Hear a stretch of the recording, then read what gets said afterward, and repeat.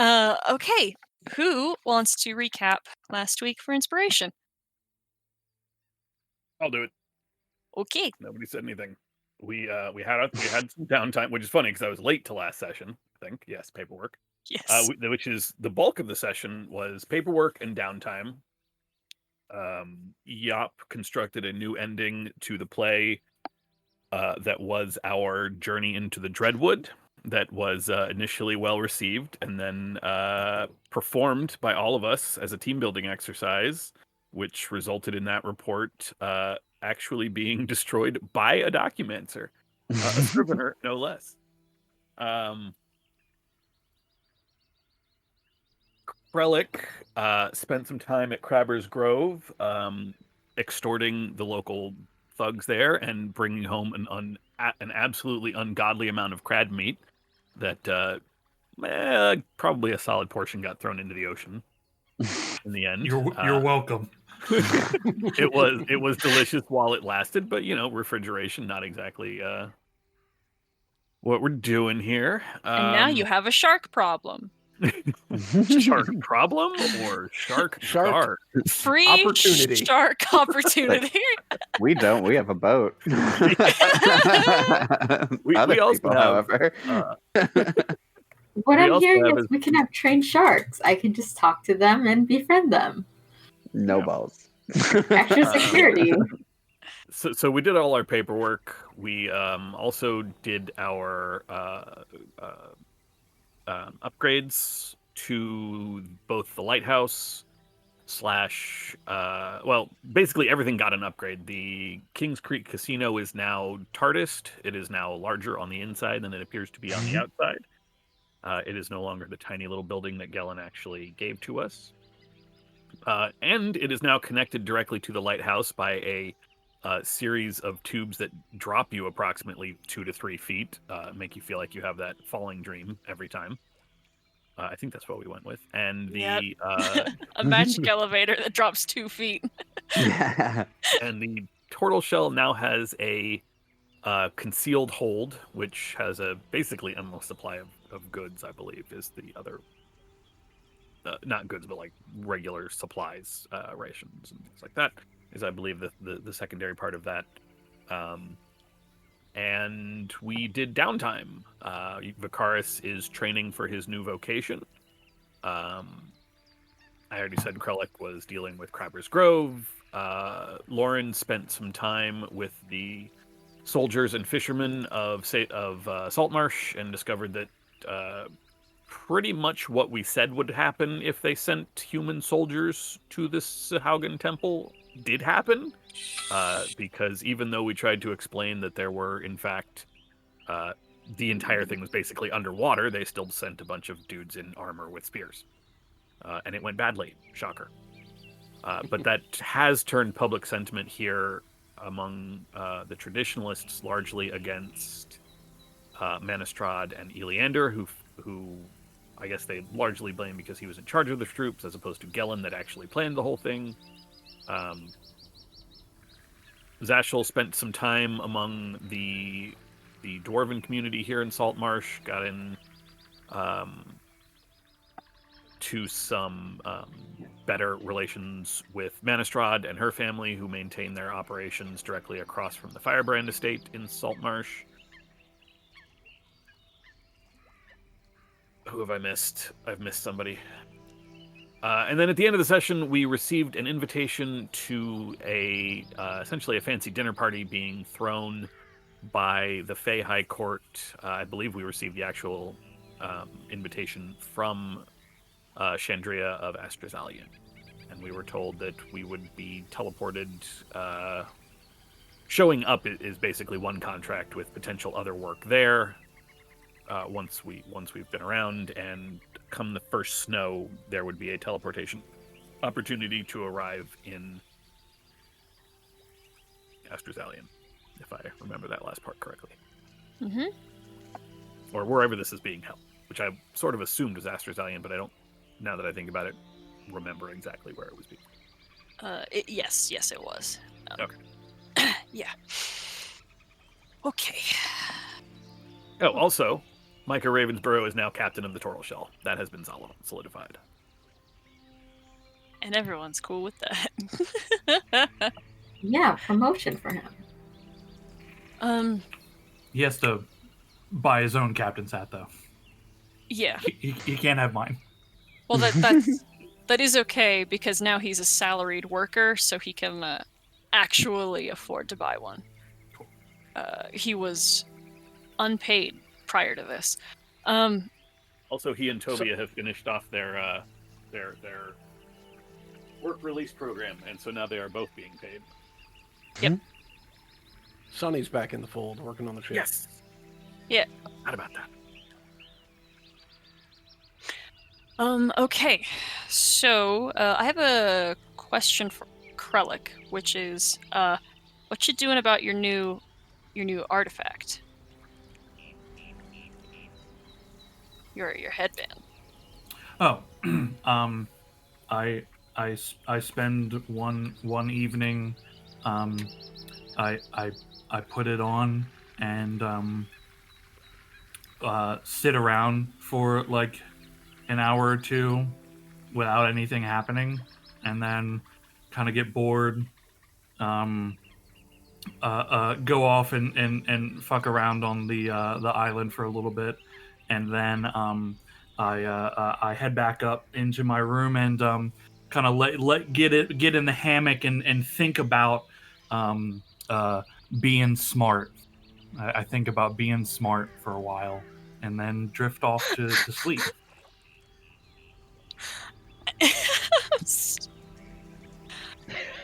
I'm sorry. The concept of dreaming about being smarter is very funny. You unintentionally, quite, I think, attuned to this item. Proximity alone and an attempt to try to make it function, that is the process of attunement. And overnight, you have had and you've spoken about to other people in the crew dreams that you've been having of being in water that feels like it is boiling, and deep, bright redness underneath you and threatening to swallow you, and the sensation of a primal fear, and the sense that something much greater than you exists very, very close by. And this feeling is present again in your dreams, and there is the instinct to, as you float deep beneath the surface of the ocean in your subconscious, as the temperature continues to raise and you feel this presence pushing through the water closer to you, there is two things that you can choose to do, which is swim up and potentially surface, or stay still and be consumed.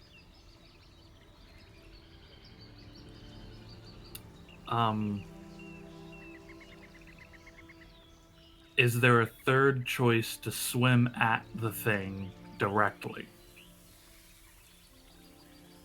That is the correct answer. Mm-hmm. And downward you plunge as the flesh at your claws feels as if it is boiling and then peeling and falling, and it breaches your beak, and your shell has no nerves, but beneath that there is sensitivity as you feel as if you are melting, and continue downwards. And suddenly this bright redness that fills your vision in its entirety begins to suddenly dim, as it almost looks as if you are blinking, as there is a massive closing of what looks like your eyelids, what is very clearly the jaws of some gargantuan beast beginning to close around you. And that brings with it darkness. And then suddenly, there is a cooler sensation, coupled with something of a sensitive warmth, where you have the distinct feeling of laying on a beach with the cool waters of the shore against you and a hot sun overhead, and there is silence.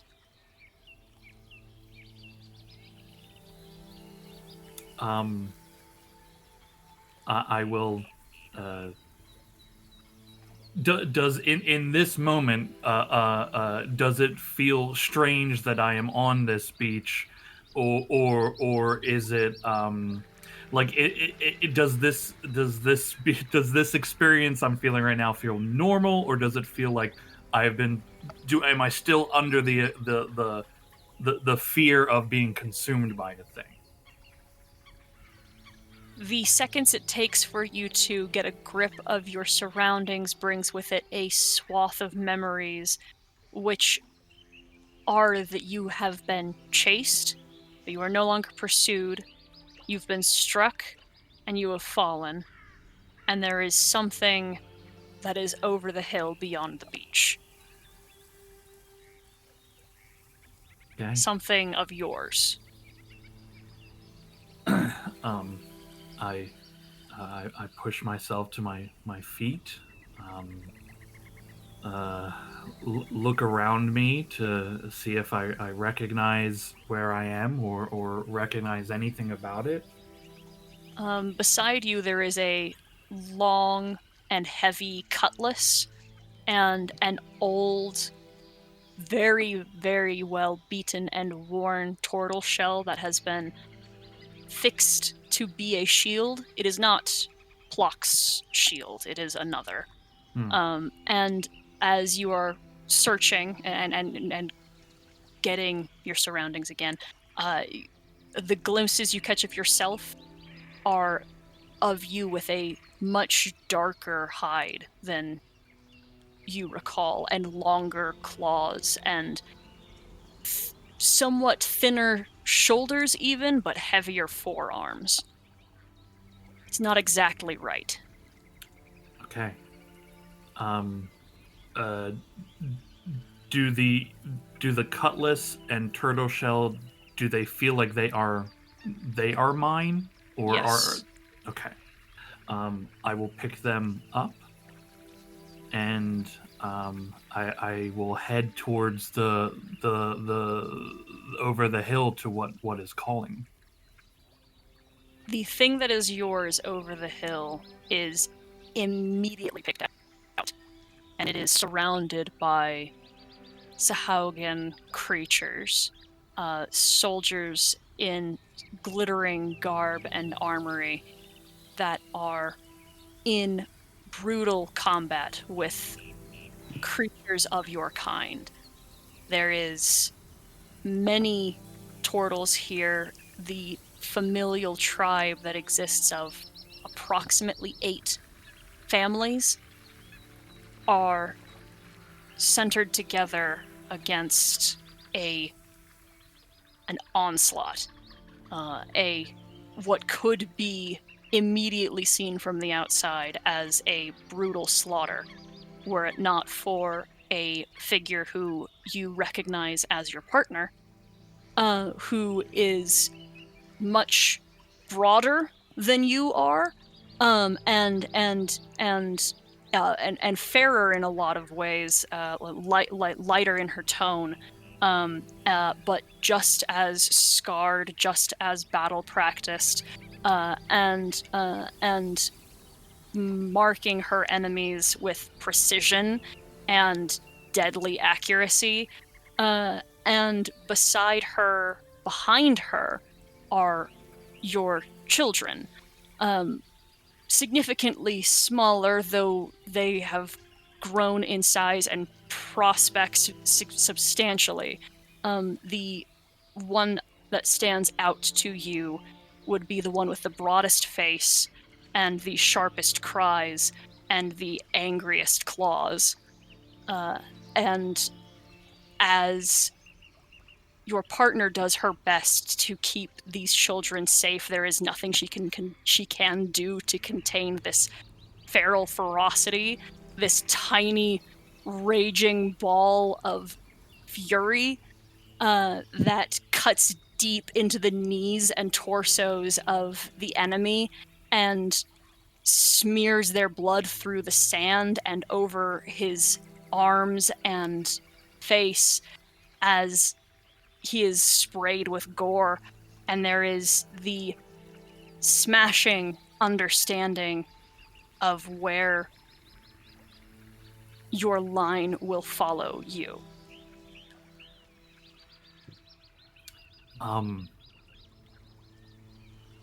I will rush ahead and cut a swath through the enemy to get to my family. And as you charge down the hill, the memory fades, and you are brought to another, where again your body feels different, and even different from what it just was. And you feel younger and stronger still. And you are on a ship, and there is a great beast with large tentacles that is attempting to sunder this vessel. And there are many crew of many people of varying kinds, including, again, more turtles that are here and fighting it back. And you have the memories of fighting this creature off. And then you are brought into another memory where your body is different and you are in another place where you are again faced through deep jungles and fighting brutally against creatures with snake faces and bodies and human torsos. And these memories keep coming at you, and each one feels like a lifetime of time spent. Each one brings with it familiarity. Each one brings with it a different foe. Each one feels more and more powerful than the last, over and over and over again, stronger and stronger and stronger. And the last memory you have before waking is of a massive creature in front of you, just as the one that had been chasing you under the ocean.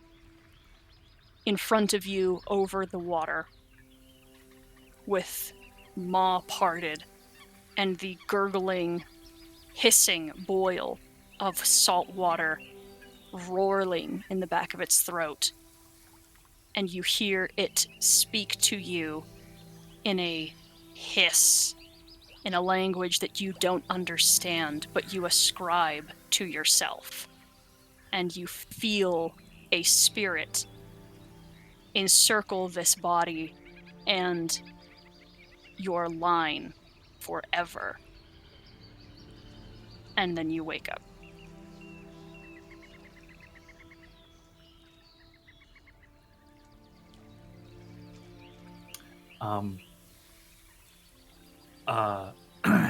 I wake up reaching out to grab something and fall out of my hammock with a tumble. You hear a splinter of wood.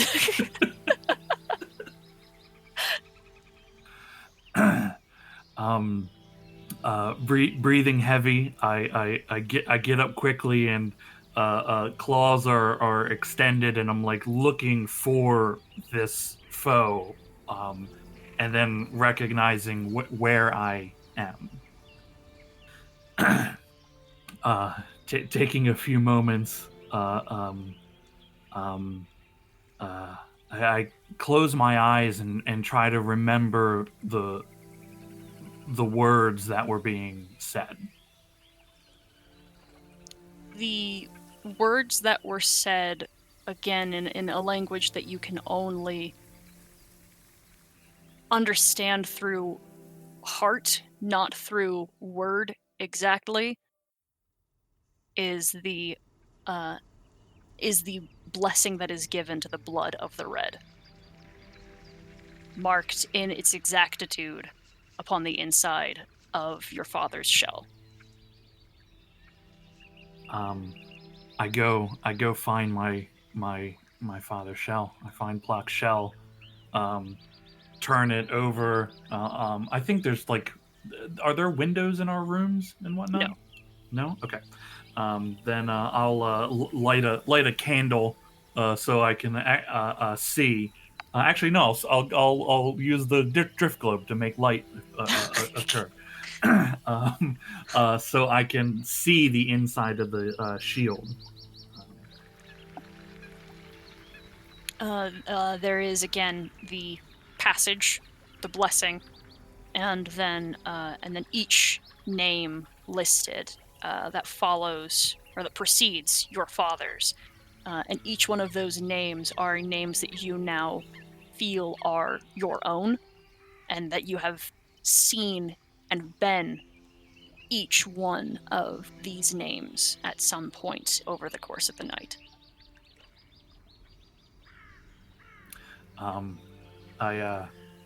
I run my claws down the shell, pausing at a mark that I know my mother left, a bit of a handprint. And near that is a smaller handprint, which I know is mine.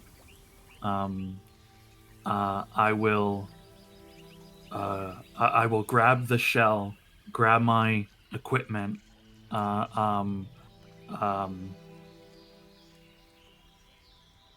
The memories rushing through my mind of this. I want to head to the forge. Okay. It is very early in the morning. Yop does not make a habit of being up in the morning, so it would just be you. Okay. I'll wake Yop up. I'll knock on Yop's door. Who is it? Yup, it's me. It's me. I need your help. Okay, just a minute.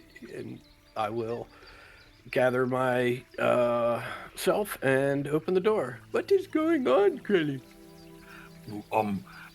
So I woke you. I need to use the forge. I need to make something, I think. Oh, inspiration has struck. God works in wonderful ways. Let's go. We will head down to the forge. What do you have in mind, Krellick?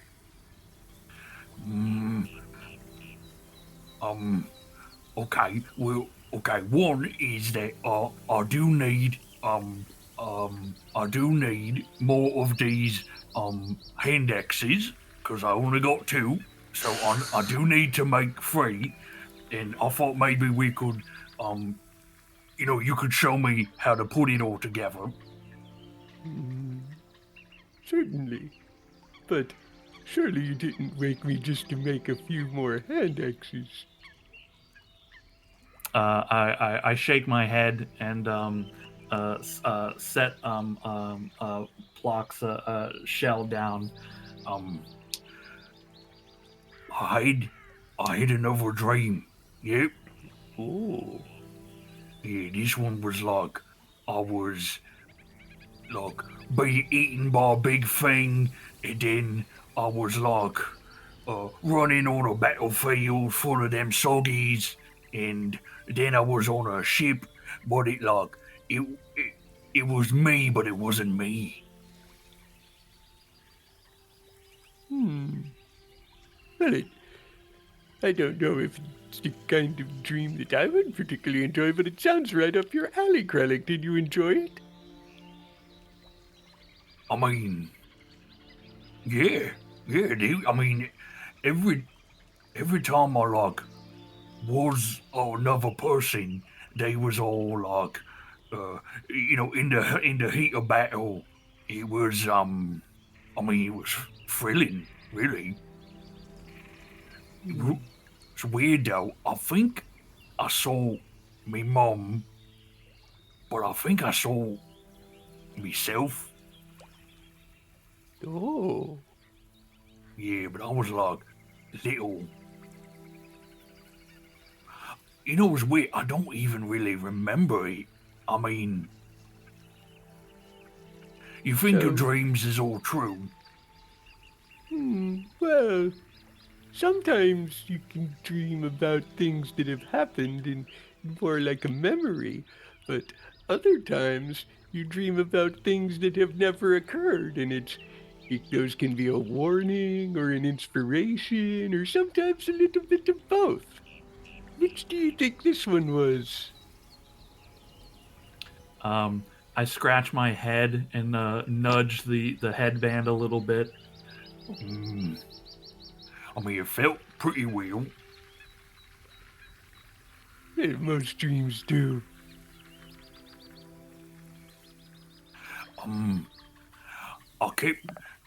I heard these words, right? But I didn't understand them, but I could like hear them. Now, this might seem like a strange question, but do you think perhaps is it possible that you understood them while you were dreaming and you've just forgotten what they meant?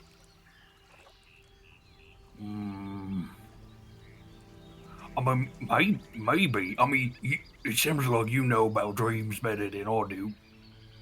Oh, well, I've had quite a few dreams, some of them when I'm sleeping and some of them induced by certain... Well, that's not important right now.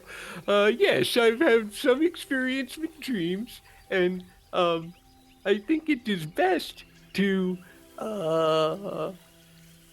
heed what they have to tell you, but, not to get too wrapped up in them, because it's sometimes difficult to know whether or not you're interpreting a dream correctly.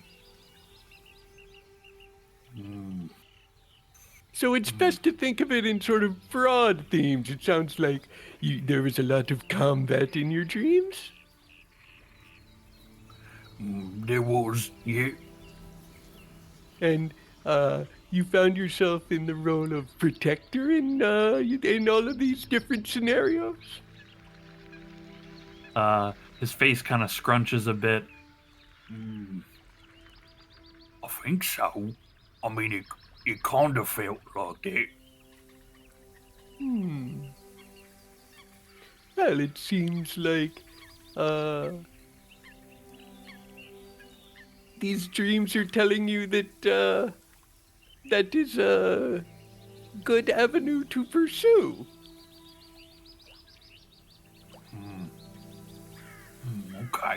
Okay. You know, I kept hearing these words, but I don't know exactly what they mean.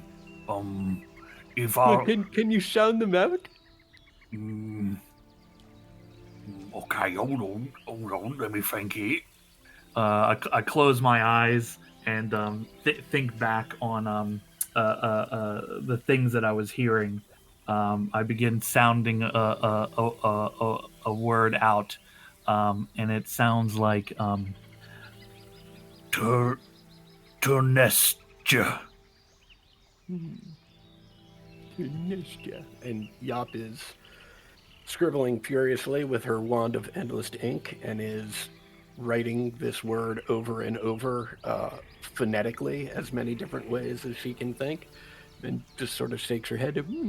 I don't know what that is either. Perhaps we could share this with some of the others a little later that might have a little bit more experience with a wider variety of languages. Maybe. There was another. It was like Sivip.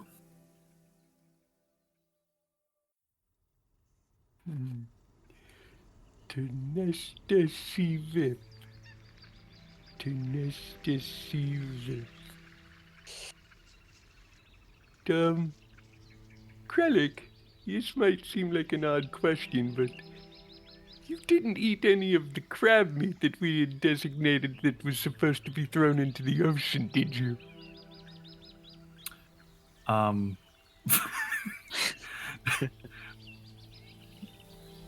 What? Well, you know, sometimes if you eat some meat that has gone a little bit too far ripe, it can have very unusual effects on your dreams. Yeah, but it's only been like bad for a week, so I mean, Okay, well, let's use this as a lesson that perhaps in the future, meat that has been gone bad for more than a few days is probably something you should stay away from. But this Tunestra Sivip, a Sivip Tunestra, I just don't know what it means, Krellick. I don't know either. I mean, it sounds made up. Well, yes, but many languages that we don't know sound made up. Perhaps some of the others might have some insight into this. Maybe. I mean, I figured you would know, because, I mean, you're the smartest person that I met. Yeah, well, that's very kind, Krellick, but I'm much better at, creating and making and investigating things. I never had a very good head for languages.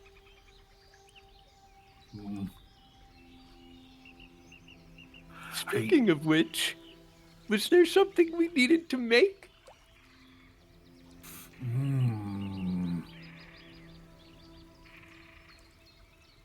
Well, I do need those indexes. That is true. Yeah.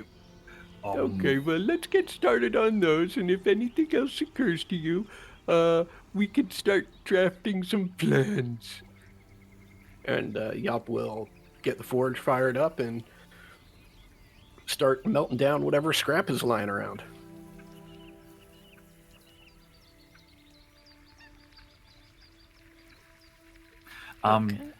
As we begin working on things here at the forge, I'd like to ask Yop. Hey, Yop. Hey, we known each other a little while now, yeah?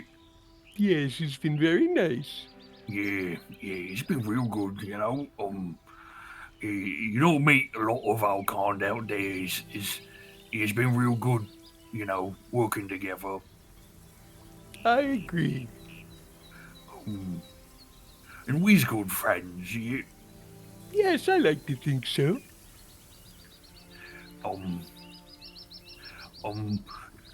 You see, I got this, and I point to the headband that I'm wearing. I got this thing, from Captain Zanny, because it was gonna help me, understand when people's talking, and I have a hard time understanding it, yeah? But, she said it would also help me think better, and I thought that maybe if I had something like this, then I could understand what it is that you do better. Well, that's very sweet, Krellick. I didn't know that you were...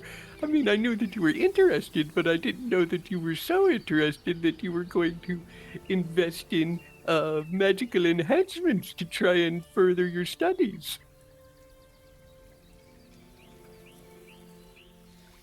You know, I think it's good to expand your horizons. Oh, I agree completely, Krellick. But you know, we were friends well before you got that headband, and we've been working together very well. And although I'm very happy that you've gotten this and that I hope that it has the effect that you want, you know, it really isn't necessary. If you want to learn, you just come ask me and I'll be more than happy to teach you. And if you don't understand something, well, we'll just take more time to explain it. I mean, you were wonderful before the headband, Krellick. After all, we work really well together. We're 1 and 2 on the list, you know. That is true. That is true. First place and second place, best team. Fist bump. Fist bump, hell yeah. I just wanted to. I thought maybe, you'd help me get to know you a little better. Well, how is it working so far? I don't know, tell me something that only a smart person would understand. And I go into a lengthy introductory explanation of blood magic. Do I understand this explanation of blood magic? Why don't you roll me an Arcana check? Okay.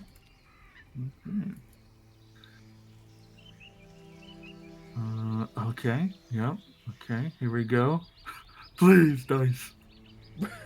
17, now we're not talking. bad out the gate.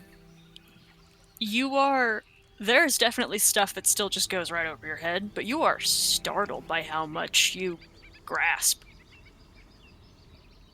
Right, and you see that's how the mutagens affect my abilities, and it's one of the reasons why I'm able to, augment my attacks with my intelligence, because it works so quickly that I can see strengths and weaknesses in various opponents as I'm swinging the warhammer.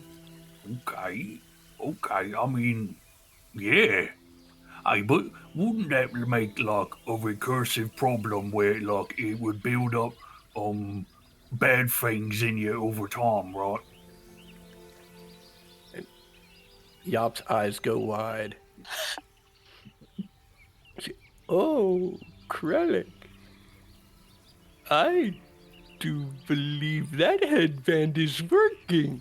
Yes, that is a potential problem, but I'm not so concerned. I've taken certain contingency plans to make sure that the blood is filtered in an appropriate way so that the toxins that might build up I can sort of remove safely without too much harm to myself. There's always going to be some side effects, but I can't make an omelet without breaking some eggs. Yeah, that makes sense. Well, Okay. I think Captain Zendros has done you quite well. It seems that you are following much better than you were before you got the headband. I straighten the headband and It worth every penny.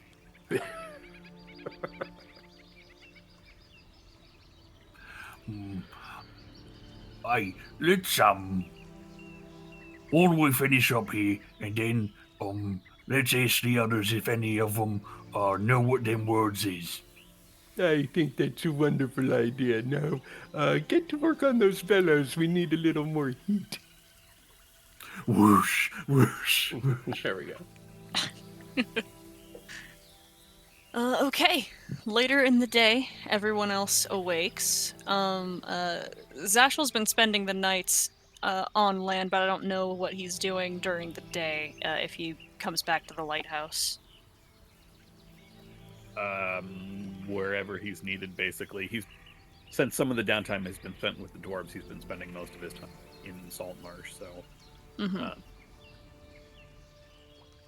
Okay. Without... Sorry, go ahead. Which I think that means that you're probably not going to show up first thing in the morning. Which means I think when everyone else is up and around, I don't think anyone else knows uh, knows this language. But Kralik, Draconic, I assume. how do you present? That is correct. How do you present this? How do we present it to the rest of the Yeah. Salt Marsh crew? Yeah. The first time I see anybody during the day, I ask them, Hey, do you know what this is? And I will hand them a piece of paper with the words written out in various phonetic spellings. I think Noel's better with written languages, and you would have Mhm. spelled it phonetically. So this one, yeah, nobody at the lighthouse knows. I will, I guess, reach forward, put a hand on Krellik's shoulder, and cast tongues. And then, like, gesture Yop to say it again. Yeah, well, Kralik, repeat what the words were. Okay, it's Turnestur and Sivip. And these are, I'm assuming these are your runes, right? they are, yeah. Yes. And I don't know which ones you've chosen, but these translate very clearly into words of power. I don't know which ones they are specifically, but that's. I'll look at the paper and say,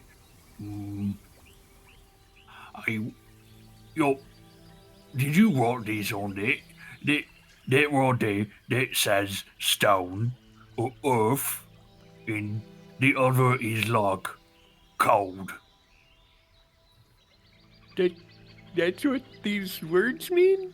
I mean, you wrote it.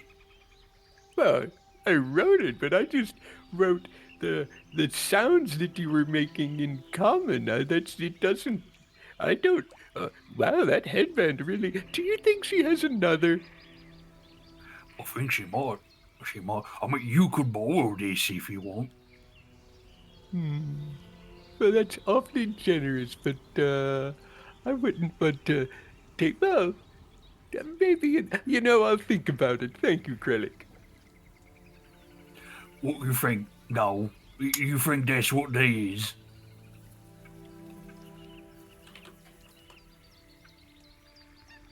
Noel, when he repeats the words after casting tongues, he Mhm. just you hear what he said.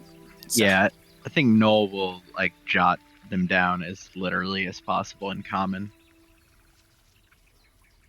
And just hand it to like Krellik. Here is the written version. Oh, well, If I you know could, those words. That understand says them yourself. stone and that says cold. It is so weird. I mean, you all is so smart. You cannot understand this language normally. No. But I look at Yop. but in my dreams I can.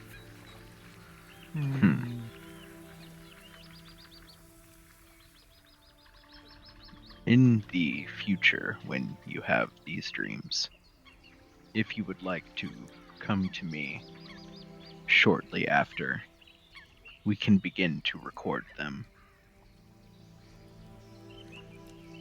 in detail. Well, since you is very smart,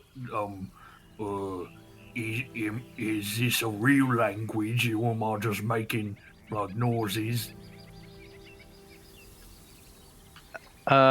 Given that it's like possibly one of the only ones I don't speak, would I know that's Draconic? Draconic has a very distinct sound, and even though again you are more familiar Yeah. with literary language, I think you would be able to guess pretty soundly. It's one of like 3 languages I don't speak. Right. Sorry, one of 2 languages I don't speak, so it's probably Draconic. Yeah, Noel would nod and say, Draconic. Zeshul. can speak this. I cannot. I think I don't Vicaris speak it as well. Does he? I don't remember. Vicaris, you walk my by. bear, right? You walk by and your ears flick as you hear your name being said. I do not remember the last time we needed something translated in Draconic and we went and found Zeshel. Oh, okay. I couldn't remember, you know. I really only speak my languages and the one that gets me through on this plane. It's all you need, really. Oh, and of course the one that we use to speak to. Name escapes me, Missy? Yes. Okay, cool. Missy. Well, maybe we he's- should. He waves to Missy. She's around.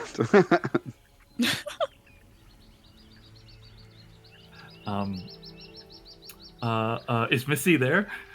Yeah. She waves back. I'll look at her and sign for can you read this? She sets down the things that she's carrying into the dining room, wipes her hands on her apron, and comes over to look it over, and then shakes her head at you. I give her a smile and a message that's okay. She gives you a thumbs up and then goes back to work. Yeah, Smiles. I think my signs are like it's almost the correct thing, not exactly. Yeah. She's adapted to you. Well, she also isn't deaf, so she can hear all of you. Over Krellik's shoulder, Noel signs he's doing his best. She nods. She has made it very obvious that she appreciates the gesture of everyone learning the signs so that they can speak with her. Has also made it abundantly clear on multiple occasions. It is not you guys learning is so that she can speak to you and not the other way around. But the gesture is definitely appreciated and very sweet. Noel probably only speaks it and has been working with her to try to make a written code of this based off of like hand shape. At which point she would just produce a notepad and just write down in common anything she asks of you and hand it to you. I mean, it's an exciting new potential written script. It's a new language. But yeah, to Krellik, Noel will say, either if these dreams are important, either you can come to me and I will write as you recount, or Yop can help with the jar. But if you do the jar, headquarters will hear. Yeah, but they always listening anyway. Not always. I give you a sly look and a knowing nod. Yeah, Noel just blinks like, I don't know. Wait, what? I just start shouting Zashel's name. I don't know if he's here. He is not, and that does not stop you from going over 3 stories of the building shouting his name. I have not seen him. Meanwhile, I'll talk into my ring and ask Zashel if he is available to translate some Draconic. Sure. Give me just a moment. I'll be there. Oh, wonderful. I hate that drop. This was a bad idea. I was planning on doing some Never done. Foley myself, but that was way better. Everyone hears a very loud thunk in the from the center of the lighthouse where the stairwell is, and Zashel can find you all. Oh god, that means we're landing with a splash, because isn't that where the water collects? No, okay, all right. At the How did we ever agree to this method?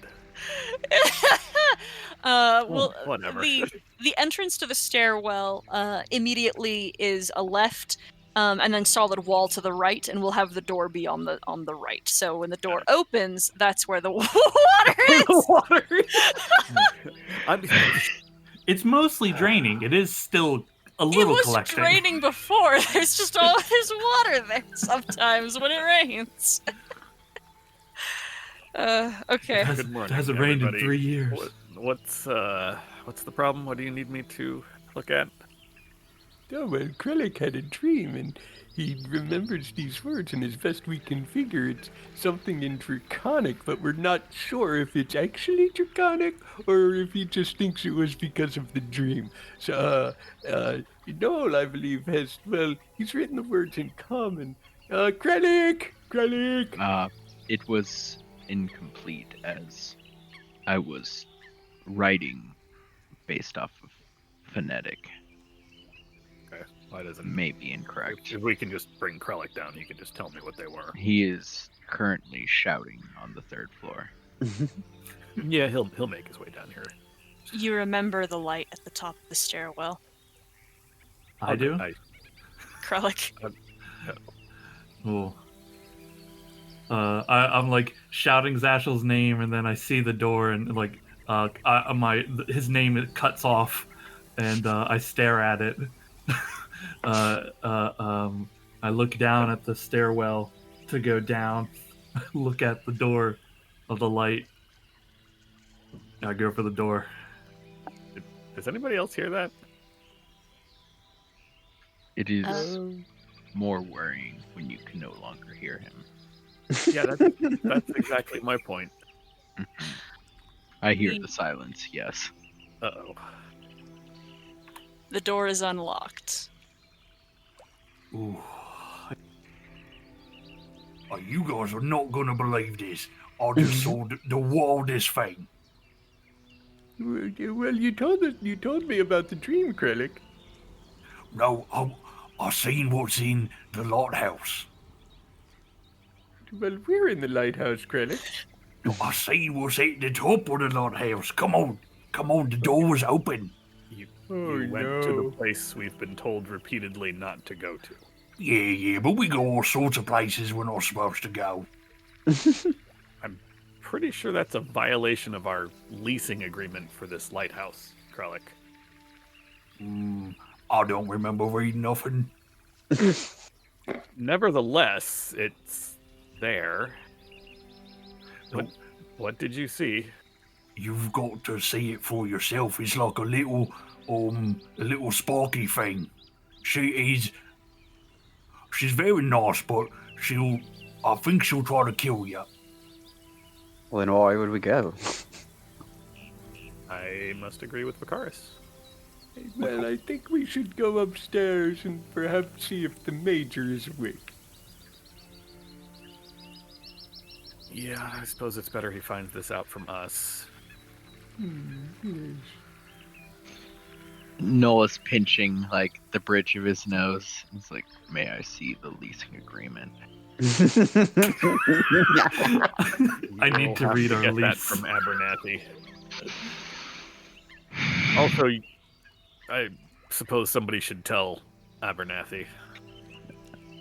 Noel just goes walking towards Abernathy's desk. I know. Hello. I require the leasing agreement. Yeah, sure. He fishes around at the desk.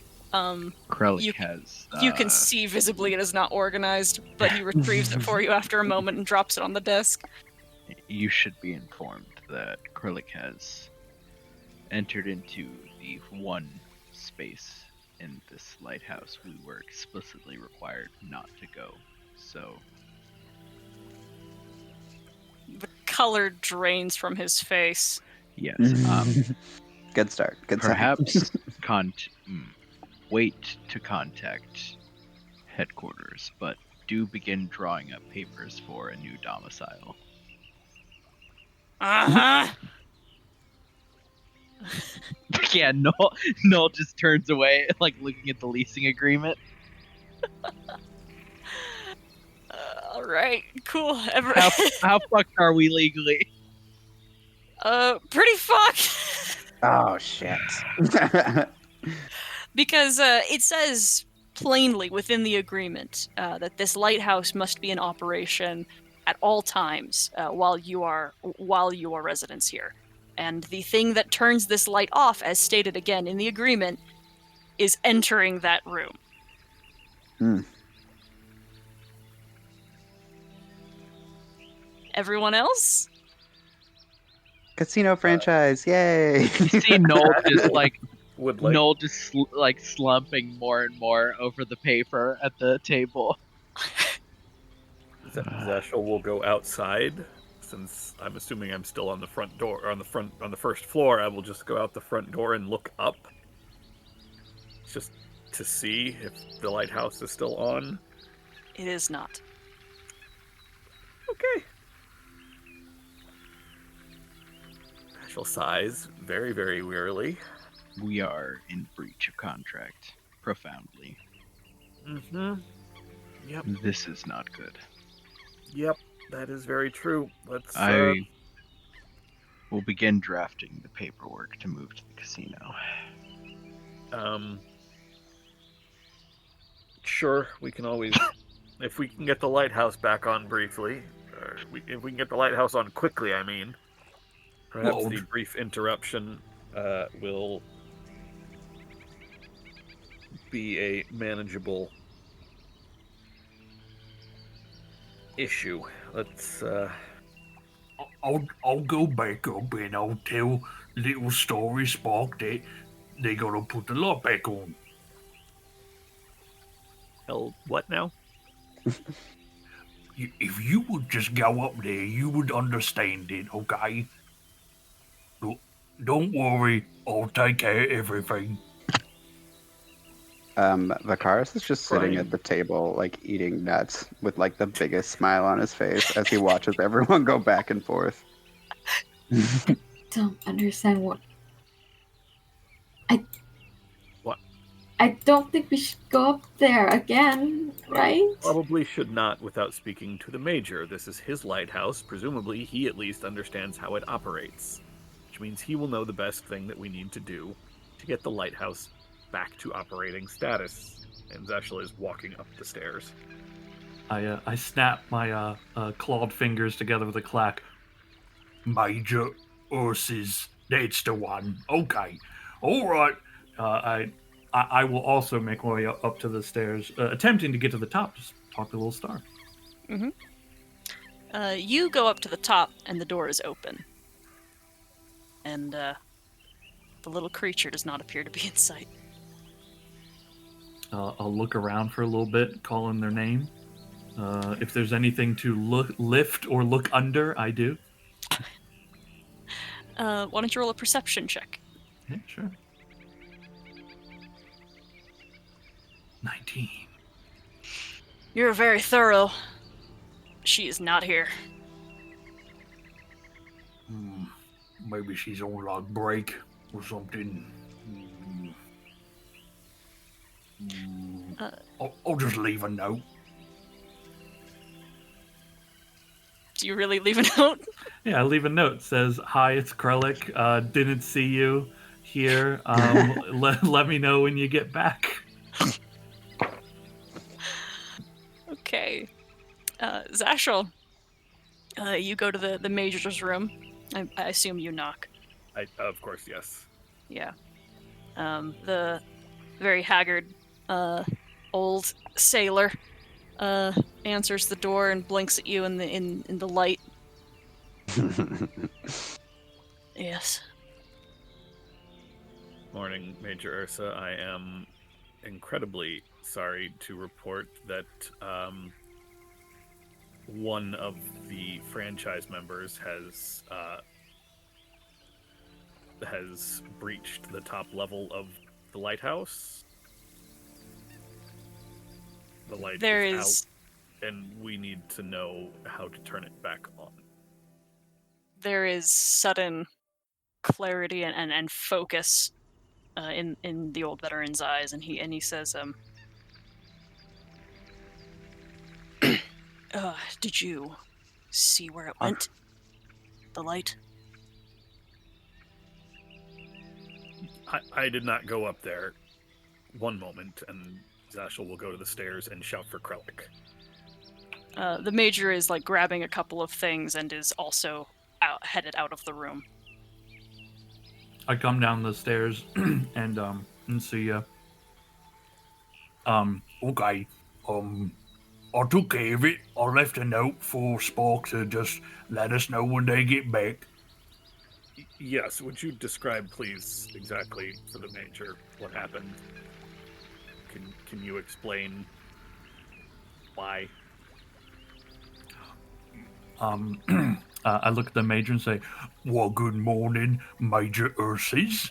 I was doing my duties, and I saw that the door to the top of the lighthouse was open, and I went inside to see, if anything was wrong, because I know it's, off limits, of course.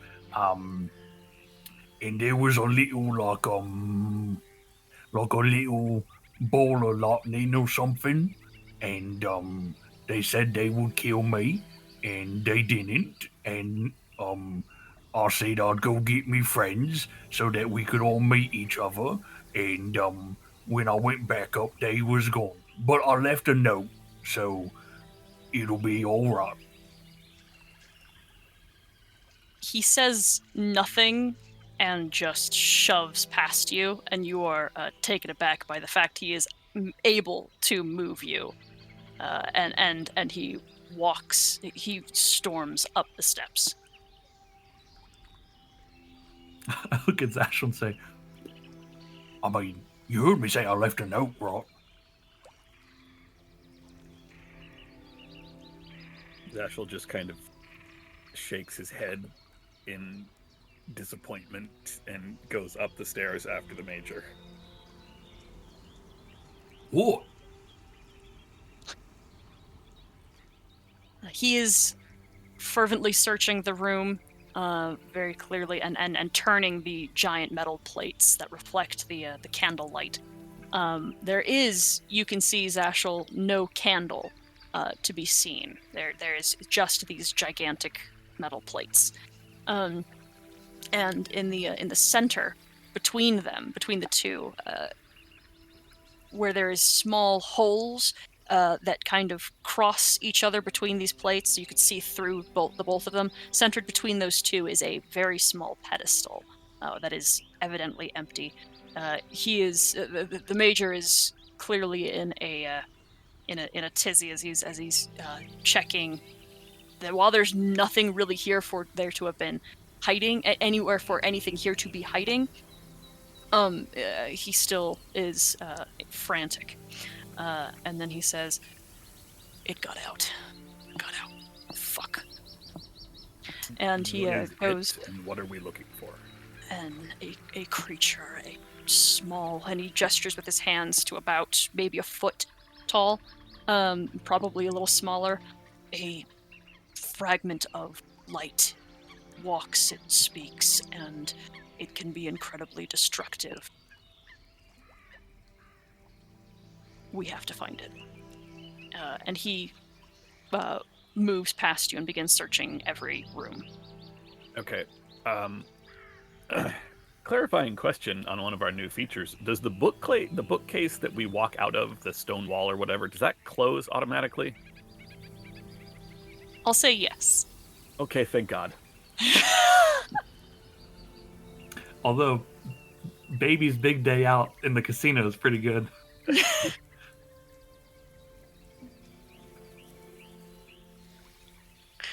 Vicaris and Lauren, what are you two doing?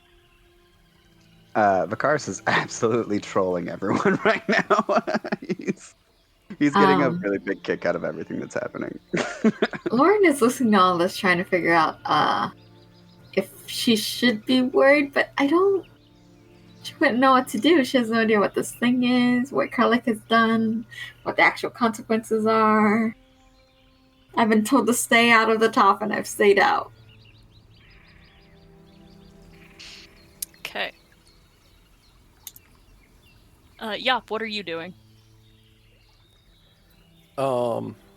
Have I been informed yet about the situation with our little spark of light that has gone missing? I'll leave that to Zashel. I'm assuming he'll come down and report. Yes. Mhm. I assume this was happening while we were while I was talking to the major. But yeah, once the major tells us that we need to find this thing, Zashel comes basically running down the stairs and says, Okay. "We need to start a floor-by-floor search. Once we have cleared a floor, and we should make sure to check the training facility as well, we can move as a group to the next floor. Krellick, can you describe for me the thing that you saw? Since the major has not been entirely clear on this point, he is starting his search at the top of the lighthouse."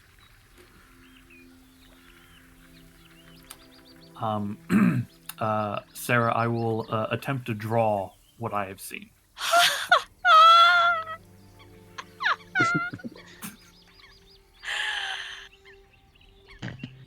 Okay.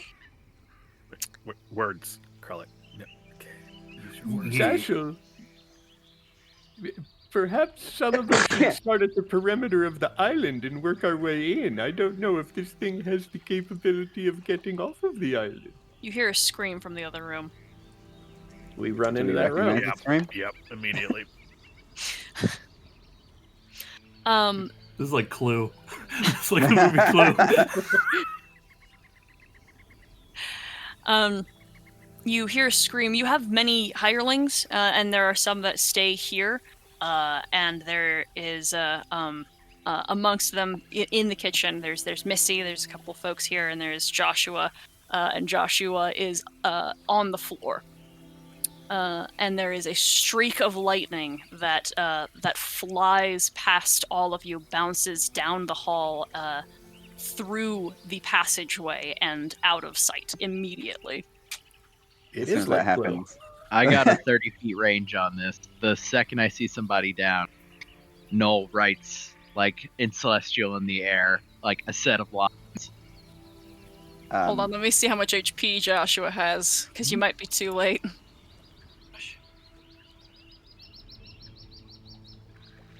Oh, he might have survived this. Hold on. As soon as we walk in and we see that Vicaris with food still in his mouth and go, "Ha! Found it!"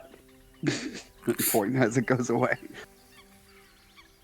Okay, you are able to keep Joshua alive. Mm-hmm. I am gonna reach out and touch touch myself and Vicaris Yes. with this. Me and Vicaris are both gonna have Death Ward while we're hunting this thing. If it Oh. can fucking bork someone like that. Thanks. That feels really nice. Zashel will chase after it whichever way it bounced down the hallway. Yeah, Yop is chasing it too. Yeah, I think a lot of us are chasing after it. Yeah. I'm shouting. Okay, my drawing didn't have that in it. I'll stay with Joshua just in case comes back. He will not die. I need a perception check from the three of you. I'm running off with them as well. Okay. I handled Joshua. Yes. Ooh. Hey. Thank you, Noel. Zashel and Noel see that the open door to the Abernathy's room is open with a dark streak of ash across it. In we go. Mm-hmm. I stand at the door like ready to catch something. I've basically got Spare the Dying readied at this point for literally the first thing that I see on the ground within 30 feet. Cecil, make sure all the exits on the first floor are closed. I would have closed the front door behind me when I came in, but that's the only exit, right? Yeah. Yeah. Okay. Yeah, it's trapped in the tower for now. Oh, look at him.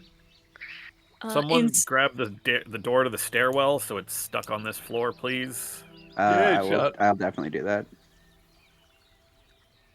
Okay. I'm staying with Joshua. I'll close the door as soon as they leave. Beyond the door to your major domo's office, you see him at the at his desk, like searching for something, and on the bed is a little creature that is made of a soft, glowing light and then crackling with electricity, and it is slowly growing as sparks fly off of it and begin igniting the bed that it is on in flames, and it is stretching and twisting and jerking as it is continuing to grow and giggle to itself.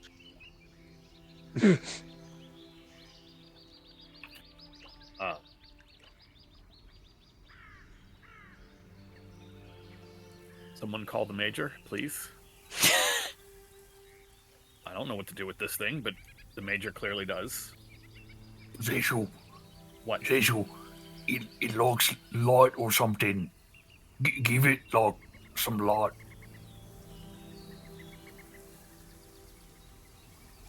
I don't think that's a good idea, given that it is currently growing and setting the bed on fire. I peek in. Oh, Creature, that's what? bad. Stop. Its body twists around on a pivot and appears to look at you and says, "Hi." Hi. I need you to go back upstairs to the top level to where you were. Are you casting Levitate, Yop? I'm casting Levitate on it. Okay, that does not work. It rolled. Okay. It beat your DC. Its arm flicks out, and an arc of lightning dances over the wooden floor, and it says, "Nope." Someone go call the major, please. I yell the major's name. Perhaps you should go and call the major. He is upstairs. Abernathy is pinned into this room with the creature on the bed between him and the door. Oh, okay. Someone shouts it through the door. Yeah, if someone shouts it through the door. Yeah, I just yell it. I just yell the major's name. Oh, I'm pretty perceptive. I'm sure I heard it. I'll go and get the major then. I'll go with Vicaris. Okay. I can't. Why? Oh, you didn't go inside with them? Creature. No, but I that didn't. Feels rude. Do you have a name?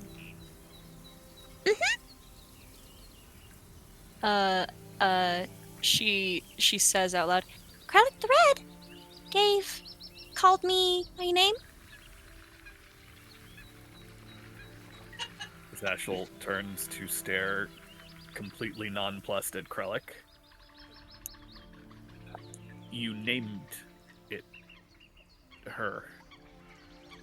Well, I didn't name it. It said that it didn't have a name, but it was called, like, Little Star Spark, like Little Starry Sparky. Come here, Sparky. Come here. Its name is Little Sparky. It jumps at you, Krellick. Can you make me a dexterity saving throw? I sure can. I can see this coming. I will have advantage on it. Although, I don't want to avoid it. I do want to catch it. You do? Yeah. I want Okay. to try to catch the thing. So I don't know how you want to manage that. That would be an automatic failure. Okay. As it bounds into you and catches through your chest, and you feel it inside of you as it vanishes from sight, and you take 32 points of lightning damage. Ooh. And it is burning within your chest. Yes, that answers Okay. that question. I look at you. I look at Zashel and everyone in the room. Did I catch it? Get upstairs now, all the It is way. burning within you. Yes. Okay. Take it to the top. I'm gonna cast this on Krellick. It seems like maybe, yeah. Zashel will do his best to follow Krellick, but Krellick is a high-level barbarian, so he is faster than me.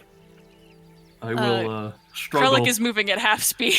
Yeah, I was like, Okay, well, then I am think not I'm moving having forward. problems. Krellick, could you make me a Constitution saving throw? You got it. It's a 25. Ooh. Okay, all right. You take 10 more points of lightning damage as you make it to the second floor, with this thing bouncing inside of you. Every once in a while, there's a flicker of light that almost illuminates his skeleton through his flesh, and you can feel this spark, like, basically exclusively in your chest, like within your rib cage, but every once in a while firing down to, like, your elbows and fingertips and your feet and making you jerk out in really painful motions. Oh yeah, there's like claw scratches across on the wall. I struggle my way up as I'm being told to. Okay, make me another Constitution saving throw.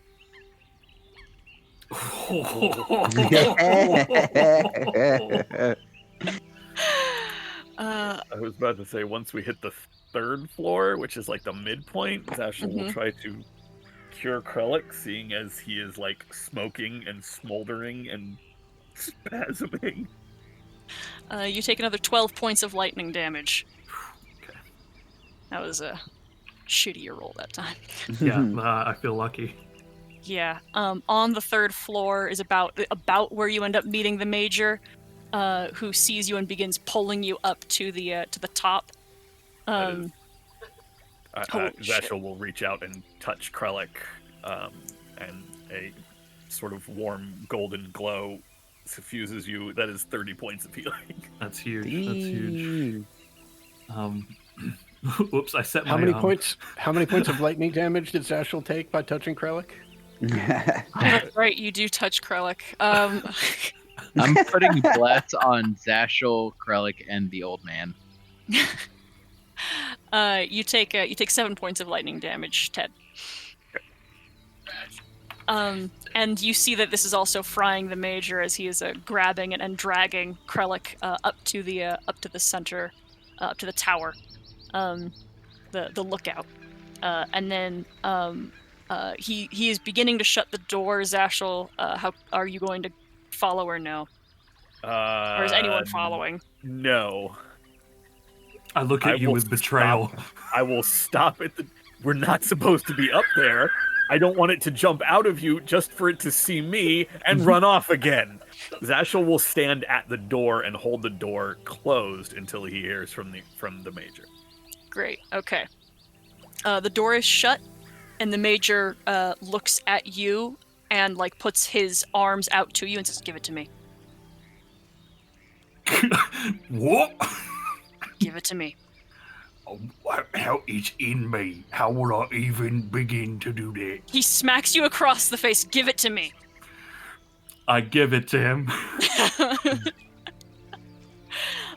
You kind of like this. The impact of him hitting you, just kind of like shocks you enough to like loosen your grip farther, and you feel this thing bubbling up within your chest and out through your mouth and right through into the major as well.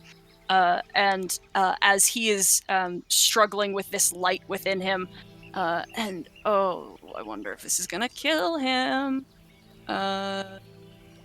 Nope. He's got bless. He's like clutching his own body and just and nods to the door. "Get out." I give him a nod, and I go out of the room and close the door, breathing heavy, and look at Zashel. I think it's going all right. Do we see in for a second? Yeah, I was gonna say Because- I'm by the door. When Krellick is coming through the door, Yeah. I would just like to say, "Let me know if you need more help, Major," or something along those lines of trying You- not to get kicked out of our home. You see him like doubled over and crawling towards the center reflectors again. I'm gonna throw for- this at him.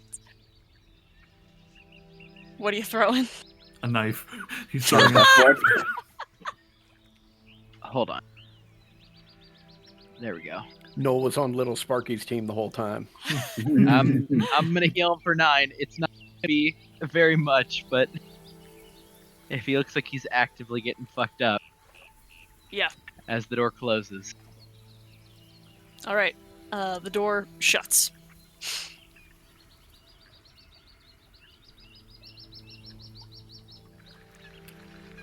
What do we? Major, speak to me, Major.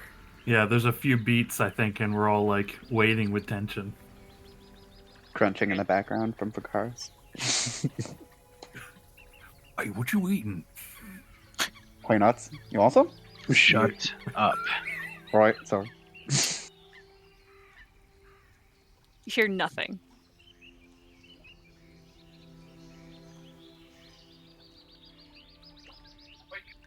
Do we? Wait another 15, 20 seconds, and then I will summon Quetzal. My little friend, I apologize in advance. This will almost surely go badly, but I need to be able to see. And if I can crack the door open just barely enough for him to slip through, I would like to set Quetzal on the top level. You see a blinding light crack through the sliver of leeway given when the door opens, but you can drop Quetzal and slam the door.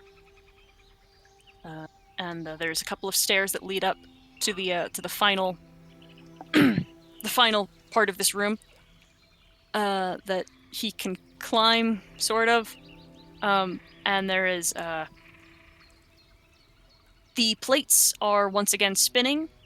There is gorgeous luminous light of iridescent color that is filtered as it pours through the pinprick holes into the reflectors and then mellows out into a white light as the lighthouse begins spinning again.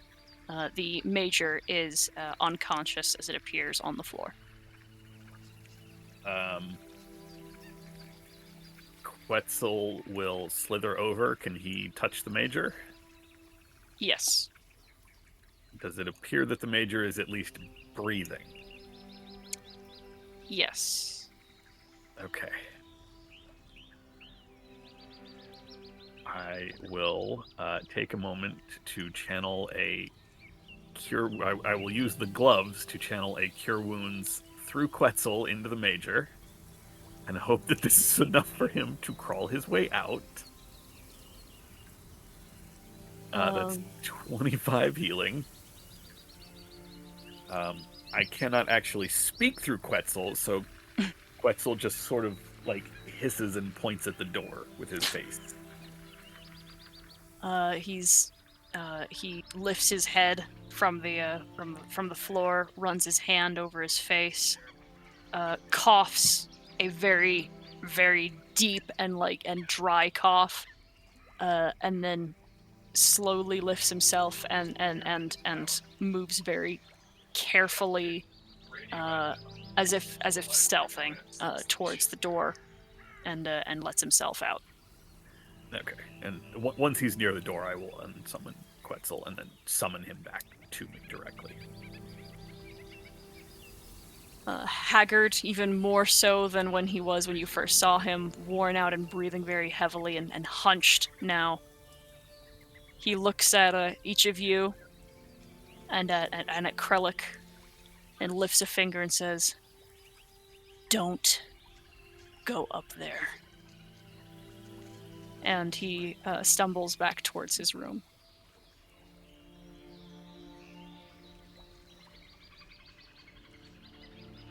I think I'm gonna avoid this door from now on. Perhaps we could get some furniture and put it in the way. Or like a sign that says, like, don't go in here because there's a creature that will kill you. I mean, Uh, we've been we could told not simply to all go in remember- there. Exactly. We have all been told not to go in there. Perhaps There was no reason to go in there. maybe a lock of some sort? Hmm. I will speak to the Major later. For now, let's all go downstairs. I can buy one out in town if y'all like.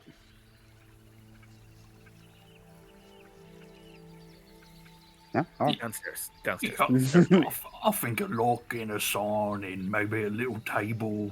An entire bookshelf. We'll push it in the way. Sure, I can get all those. We'll have We- ample time to We, consider. we our- really should not need any of those things. We are all adults and professionals who should know not to open the door. We have all been told not to open repeatedly. Every time we have added a new person to this franchise, we have gone over that rule again. You really do everything people tell you. Most things, yes. Yes. Because, this is not our place. We do not own this lighthouse. We rent this lighthouse from the Major. The Major does not give us very many rules. Very, very few. In fact, that's the only one. There's exactly one rule for living here. One. We have done a very good job of not violating that rule until today. This is not asking a lot. Now, please, down the stairs. Not to step on your toes or anything, but I believe his other rule is to leave him alone. I thought that was more of a suggestion and not a rule, because we have spoken to him on multiple occasions. I didn't say he didn't speak. I said leave him It alone. is not in the leasing agreement. Actual double hand gestures to Null like. He just read it. Say, He knows. Hey. We may have to pay restitution. So Oh, that we definitely are not will. evicted. They should probably all come out of Krellick's portion of whatever the next mission is. Oh, come on. It is Krellick, you are the one that went in there when we were told not to. we He does have have a point. violated contract. If he wanted to remove us legally, we have no recourse. It is in our best interest to offer restitution. Otherwise, he could hold this over our head. We'll worry about the specifics when it comes to that. I apologize, Krellick. That was uncalled for me. Well, you're probably right.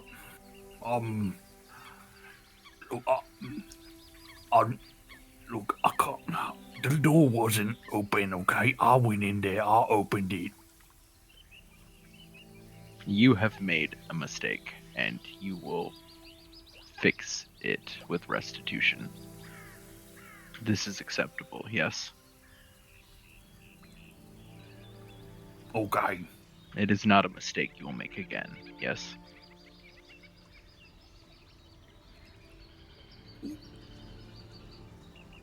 Well, Right, with that, how am I I'm gonna gonna say little? definitely- I'm definitely going to buy a lock when I'm in town. I mean, how was we gonna see Little Star again if we can't go in there? We will unfortunately not see Little Spark. But they said Say- they didn't have any friends. Hey,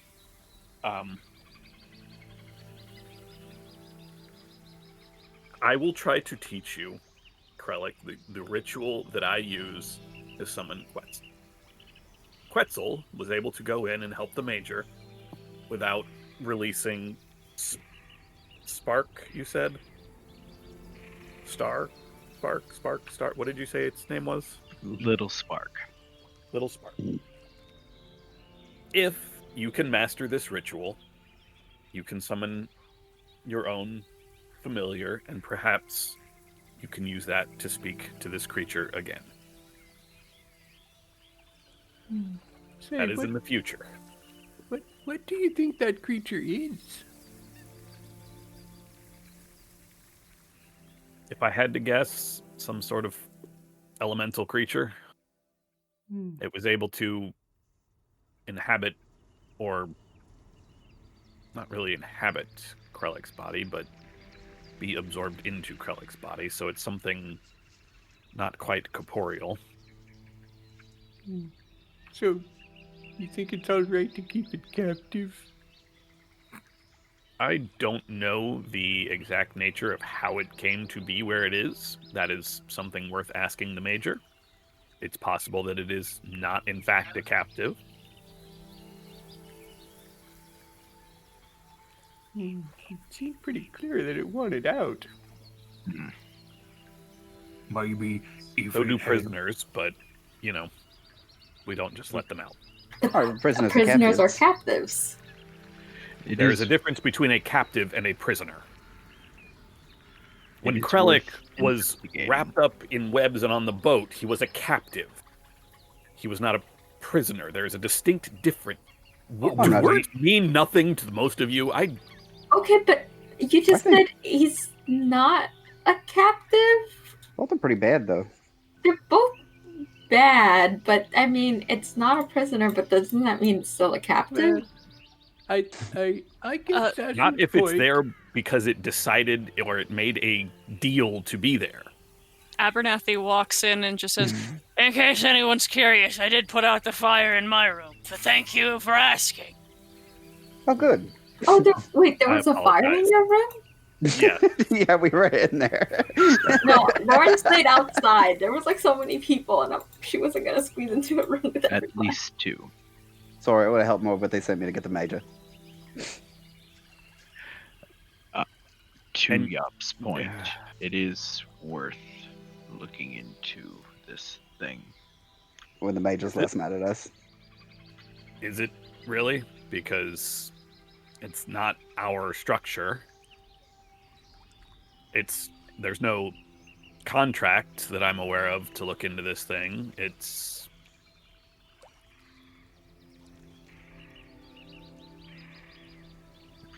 Am I missing something? Noel will turn to look down at Yop and say, "If you can look into it and wish to, without speaking with it or opening this door." Turn back to Zashel. It may be worth it should it break its way free again. And we do not have the Major next time.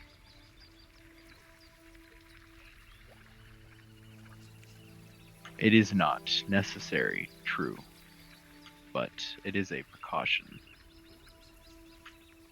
One that does not necessarily cost us anything. But time.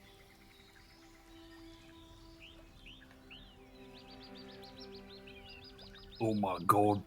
Joshua. He will not die. But you almost got him killed. Yop runs down the stairs. Missy is kind of wringing her hands and sitting over Joshua, clearly overwhelmed, has no idea what to do.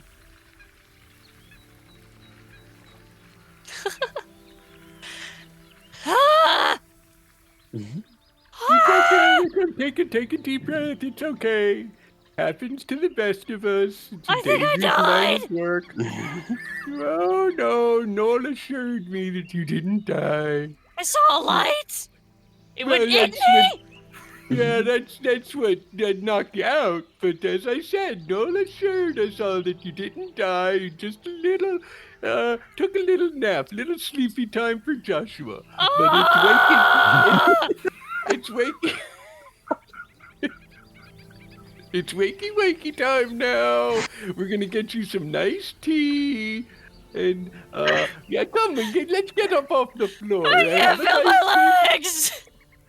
No, the feeling will come back in no time. Don't you worry. We'll get you some nice tea, and you'll feel much better. And yeah, hey, if you're good, I'll make you some of my specialty. Okay. All right, we're gonna take our 15-minute break or 10-minute break. What would you like to do to repair what has been done?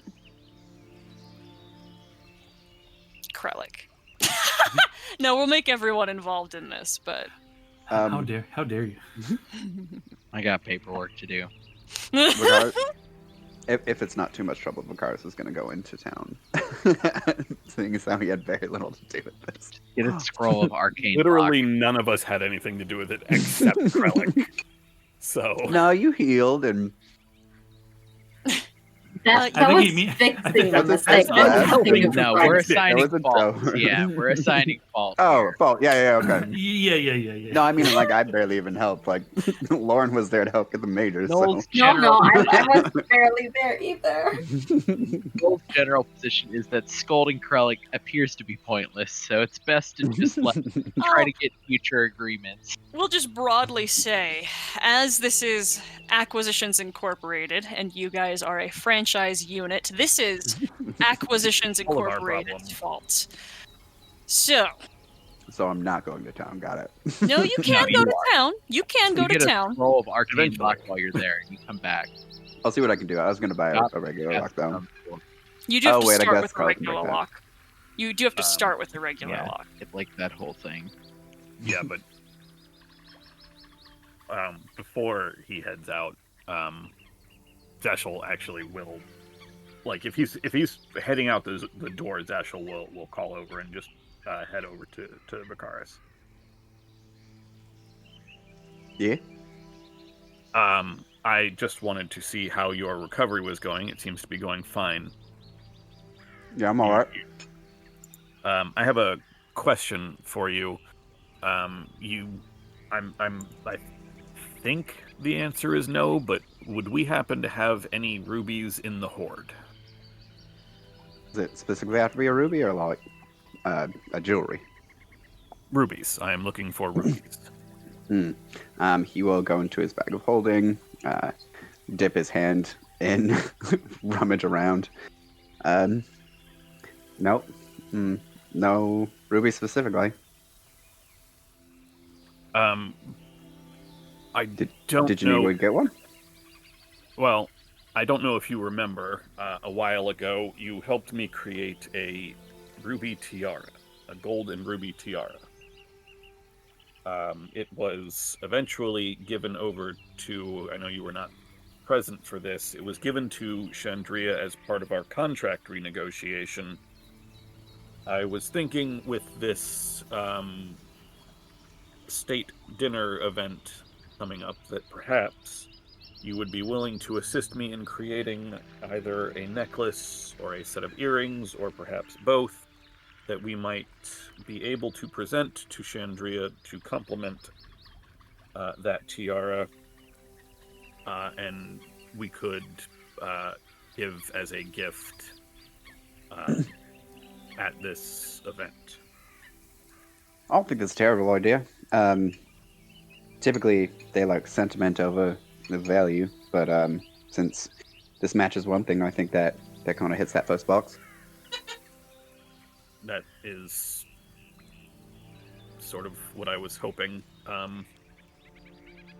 We have plenty of gold, I think, that we can melt down, or we can purchase an actual block of gold, but we would need rubies, and I need other gems as well for spells and other reagents, if you wouldn't mind waiting. I would like to go with you. I've been speaking to the dwarves in town, so if the other shops don't have any of the stones we need, they might be able to provide us with what we require. I just need to wrap up this incident. I haven't even translated for Krellick yet, so if you will just be willing to wait. Sure, but before we leave, we should, as a team, decide how much we're willing to put in this from the group fund. Agreed. All right. And I guess Zasha will head back over to the group. Okay. First things first. As much as we need to repair things with the Major, I suggest we let him rest for now. Repair as much of the damage to the structure as we can before he gets up. And then once he has recovered from his injuries, we can speak to him about final reparations.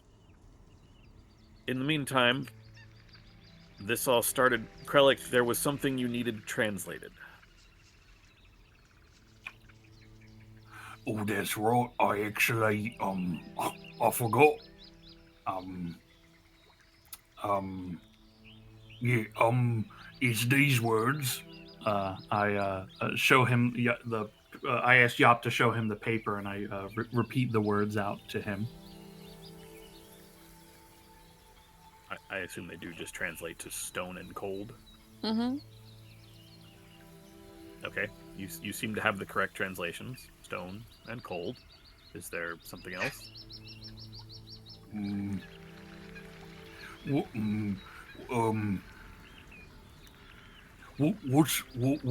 do the letters look like?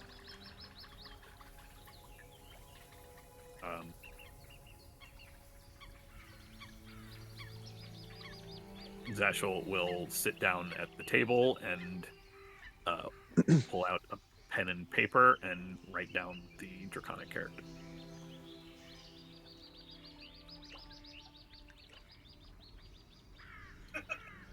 Is this in reference to anything in particular? I think so. It was like, oh boy, it seems like so long ago, but it was just this morning. I had a dream, and I was hearing these words, and I just wanted to know what they meant.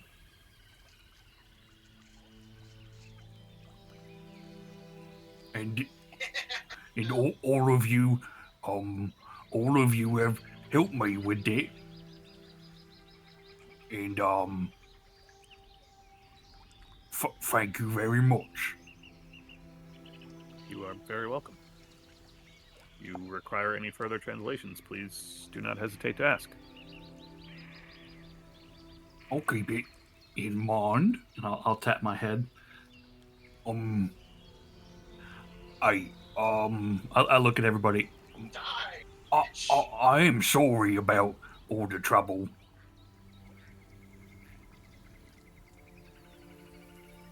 You should perhaps apologize to the one who almost expired. Joshua, yeah. Mhm. On that matter, I'm going to go file the paperwork for his forbearance.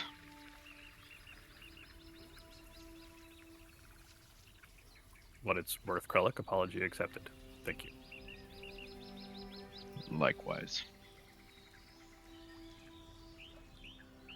I think that was like the first time I ever said sorry about anything. How did that feel, Krellick? Not good. I did not like it. I understand. It gets better with practice. This is an informative feeling. I suppose the prescient thing is you don't want to say it, apparently, when we are at the state dinner, so I guess keep that feeling in mind and, well, try not to need to say it. And if you need to say it, try to find a better way to do it. Helpful, I know. All right, anyway. Was that it? Was that all you needed me here for? Oh, yeah.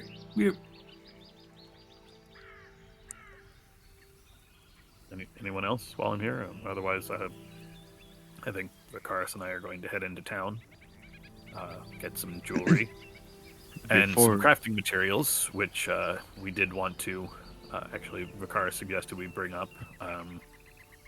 My suggestion, most of you, well, 1, 2, 3, yeah, well, some of you were in Chandria's throne room the last time we were there when we presented the gold and ruby tiara as part of contract renegotiations. I was telling Mr. Vicaris here that it might be a good idea to make something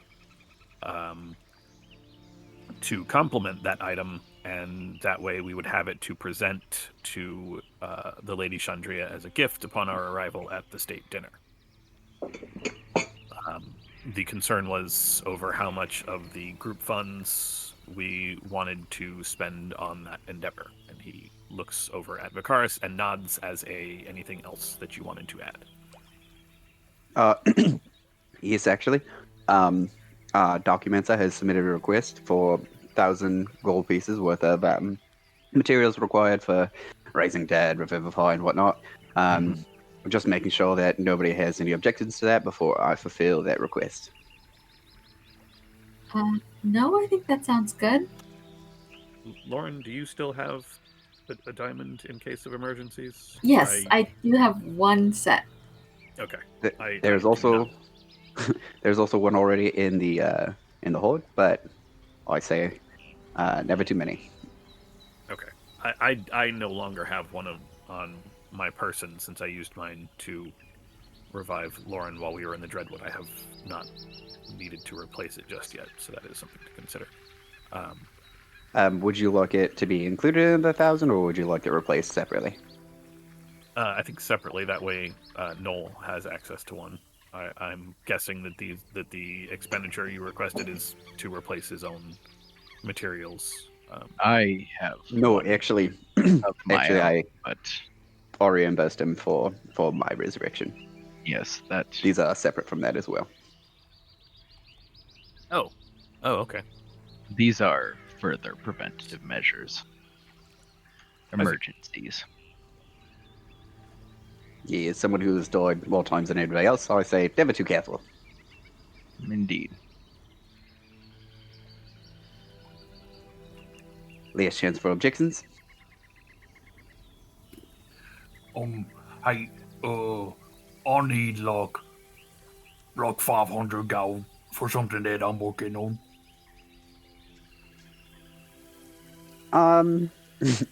In light of today's events and your potential, what did you call it, documenta? Restitution. Restitutions, thank you. Perhaps we should wait on any future requisitions from you. Shit. Can you at least specify what it is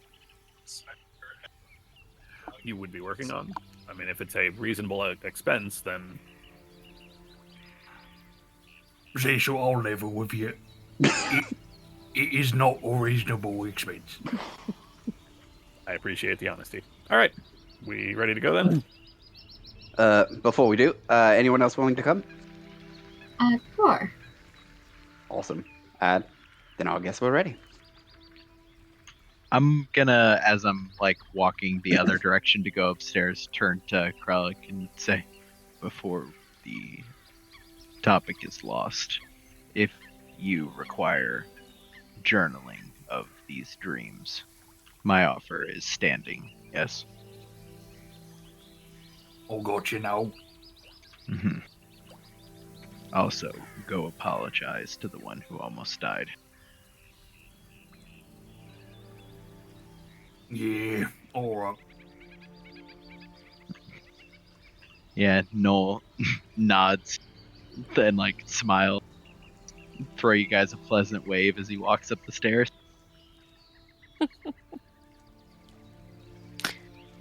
Oh, okay. All right. Zashel, Vicaris, and Lauren head into town. Lucky is opening the doors for at the King's Creek. It's a beautiful and opulent and very peculiar looking interior that very much reflects the like new age weird fashions, unfortunately, of Acquisitions Incorporated. Less with the tastes of modernity and Waterdeep, but that is okay because the novelty is still fascinating. And as you guys are coming through, she's like, "Hey, how y'all doing?" Fine, thanks. You missed the excitement of finding out what is at the top of the lighthouse. Turns out a very painful elemental creature that almost killed our host. And Joshua. And Joshua, yes. Oh, Yeah, it's been a morning. How's your morning been? Not that interesting. I'm a little envious, but we're on our way to do some gem shopping in town. Do you need anything? Can you pick up another set for the travel ritual, just in case? Yes. Can you list what exactly you need? She scribbles it down, and each casting of the ritual costs 50 gold, so you can put as much as you would like towards that. And it's just like a diamond, or is there anything particular? Or is it just it's- like components? It's just components you can get with Okay. Zendros. Yeah. Got it. Yep. Okay. I'm going to assume you're going to Zendros. Yep. All right. Crossing the threshold of the Quartermasters of Eos temple, she's excited to see you all. Approaches with a bright, sharp-toothed smile and a sway and a step, and her tail flicking behind her. She says, and says, "Up here bright and early. Is there something I can help you with? I hope everything is all right. I usually don't have such bright faces at this hour." Hi, Captain. Yeah, no bright faces because we had an interesting morning. Very fun. But we do have some things that we need to get from you if you have time. That I do. What is it that I can provide for you all? The first is just a regular mundane lock. Not sure if you carry that around here. I do not. You should go to the general store. Easy enough. Can I also put in a request for a spell scroll of Arcane Lock? Yes. That will end up costing you 250 gold. 250, got it. And then how many jewels do you have here? She goes and retrieves a tray of an array of jewels. She also has like pretty much all spell components as well. Yeah. Cool. So we're gonna get one raised dead, which is the 500, and then the revivifies are 3, right? Or no? Yes. Okay, Yes. 3. So he did ask for 2 of those.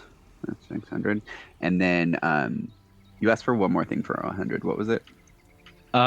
What I asked for is Oh wait, we one, rated it up. Yeah. one Yeah, of 2 of Two those. It was one revivify, One 2 revivify. restorations, Oh, and cool. 1 raised dead. 2 for 1,000 restorations. total. Use. so that I have 2 of each thing, basically. Thank you so much. Yep. And then another thing. Oh, I don't know if you have it here. If you don't, I would like to put in a request. I need a magical wand that does some silly little trick, like shoots out sparks or lights fires or something rather mundane and not terribly dangerous. Like a standard focus? No, not a focus. Basically, it's got like one tiny little cantrip programmed into it, and anybody can use it. What purpose does this serve? It's a gift. Very well. Some sort of device that can prestidigitate some sort of illusion for you? Perfect. Alright. She reviews her ledger and then says, I say 300 gold. 300 gold, perfect.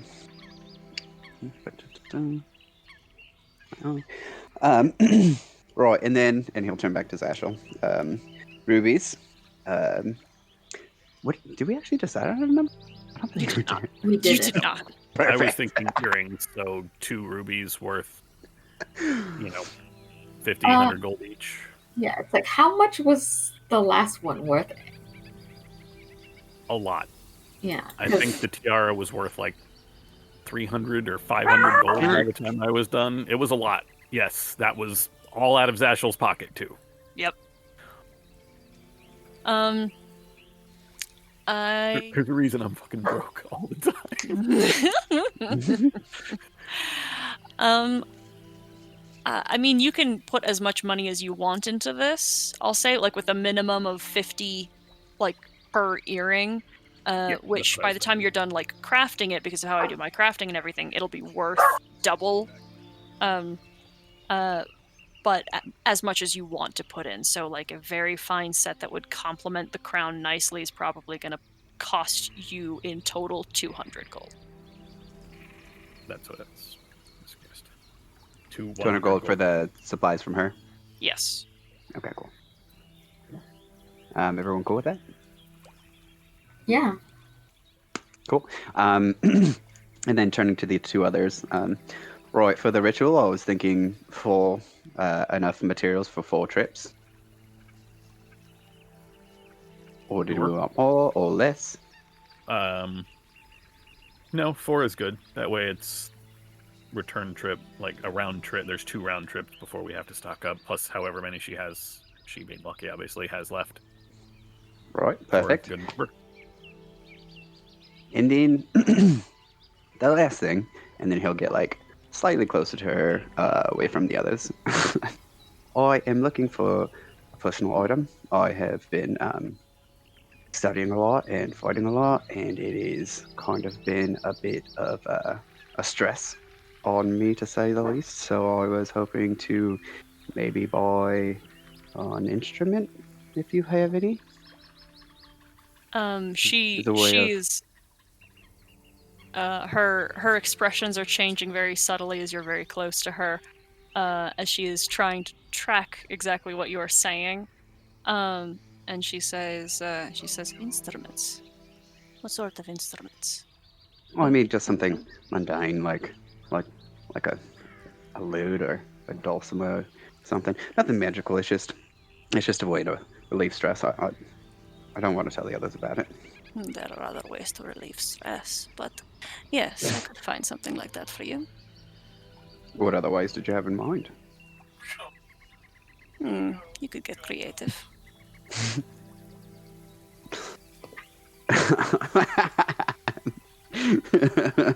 Vicaris will smile at that.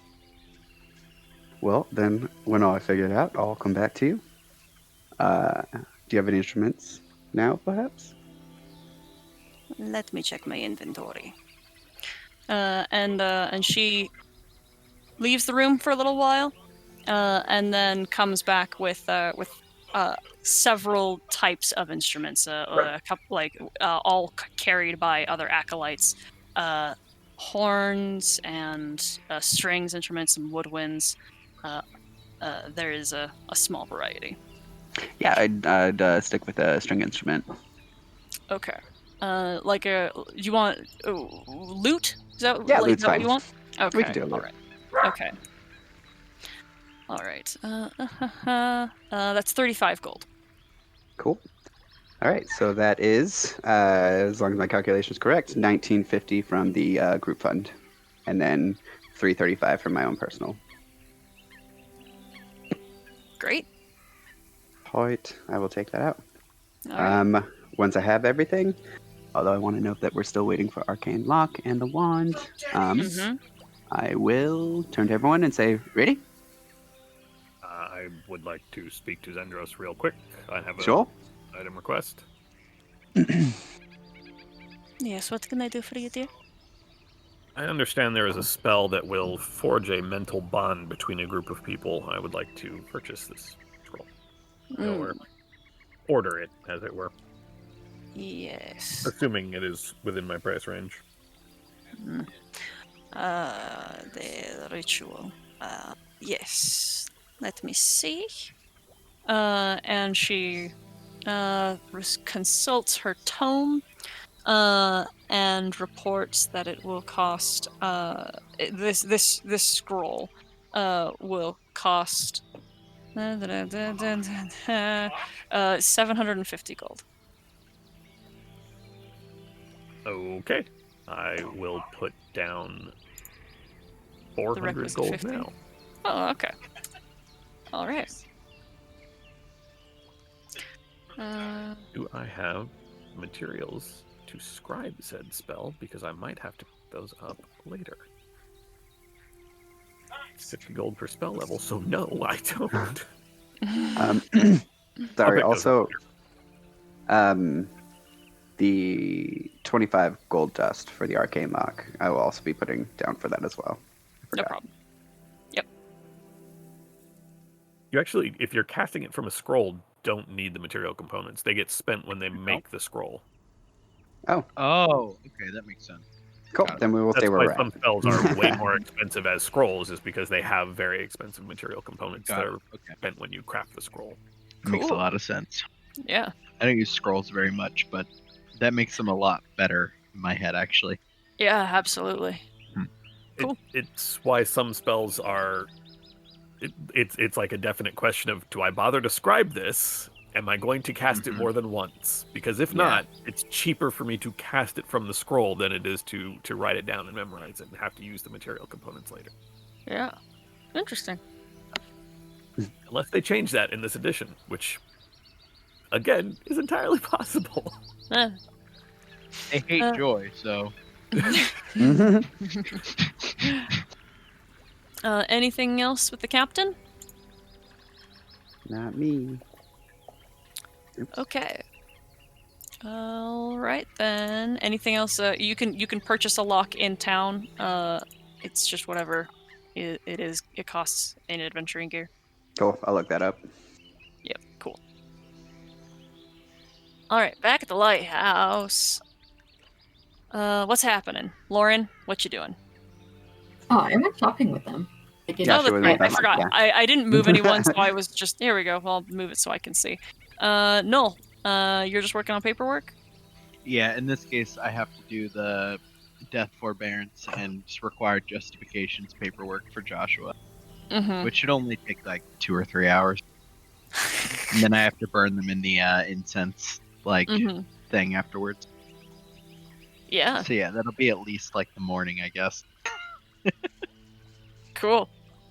Yop, what are you doing? I am starting at the very tippy top of the lighthouse and working my way down and doing an inspection for all the damage that has been done and needs to get repaired, and directing employees to fix stuff that I feel they're capable of, and making a list of stuff that needs larger crews and more material. Great. Could you make me an investigation check? Mm-hmm.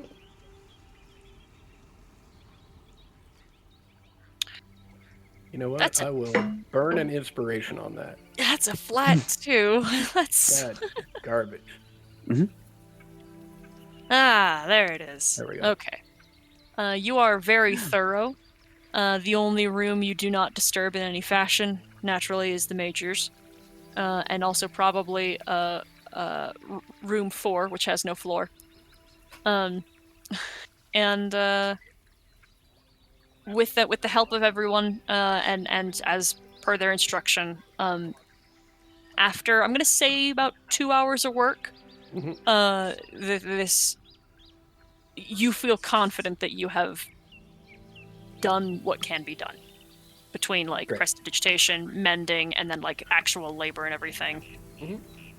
Is there anything that I have identified that needs to get fixed at a later date? Fortunately, no. The Okay, great. time that the time that the creature was free was evidently not long enough to. Well, okay. Abernathy's gonna need a new mattress, but Mhm. that is fine. Given his penchant for high thread counts, we'll be sure to loop Krellick in on that process. Excellent. Excellent. I would have offered to also help, like assist with repair work, like spackling, whatever, painting, Okay. that sort of thing. Yeah, great. Great. All right. Great.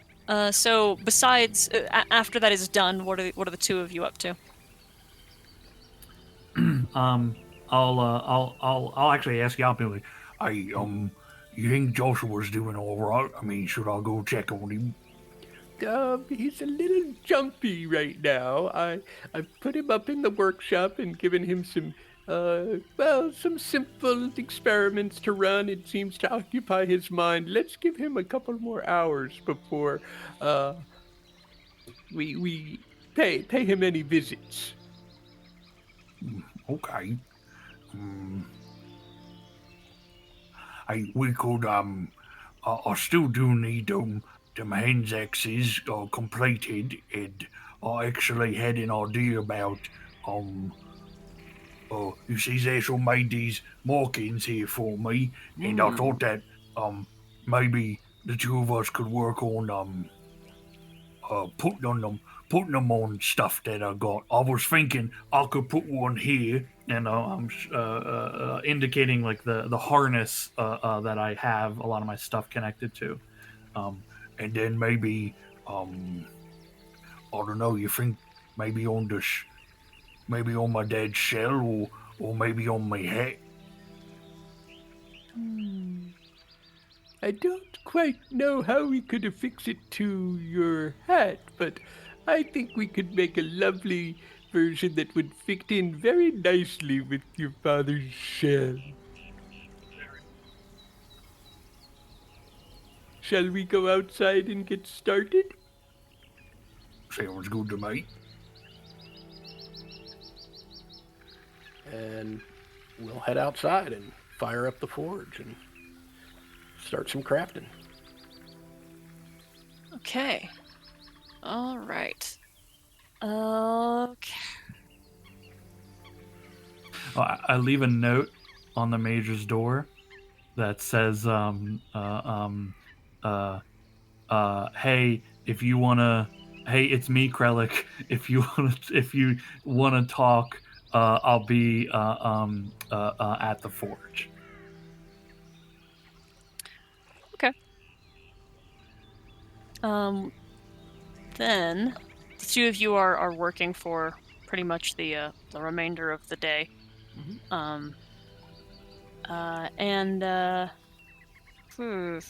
Let me check in to see if there's anything anyone wants to state that they are doing for the rest of the day. I would think that at some point Vicaris and Zasha will work on this gift piece. At the Dwarven place or like at the lighthouse? I mean, we got the gems we needed, so we could do either. Yeah. Yeah. I was figuring lighthouse. Yeah. Before the dwarves, in case we couldn't find the gems we needed. Outside of that, practicing my martial skills with Krellick. All right. Krellick's actually going to be busy all day, so you're going to have to practice with somebody else, probably. Okay, then I would be reading. Okay. I'll draw up some restitution contracts for the what? Why am I blanking? Joshua? No. For the major? For the major, thank you. I kept thinking the marshal. I'm like, that's not it.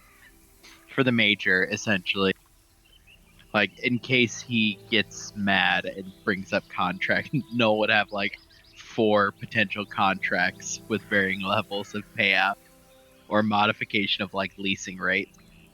Okay. Can I get a jeweler's tools check from either Zashel or Vicaris, granted with advantage? I'll do it. Are you sure? Just I have double check. proficiency.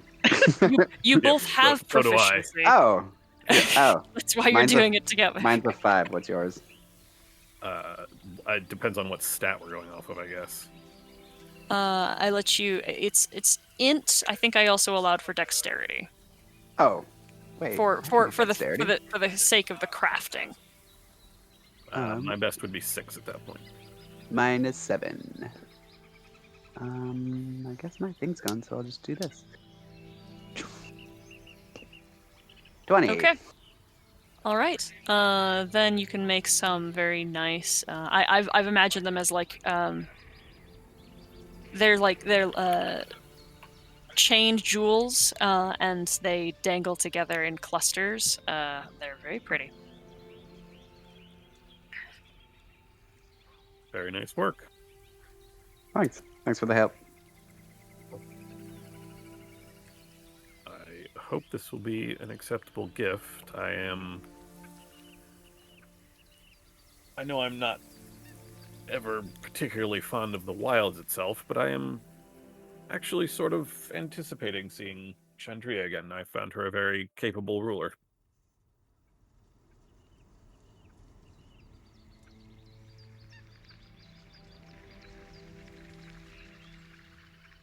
Does Vicaris have nothing to say to that? He's gonna go. Right. Well, I've reading to do. See you around. Okay.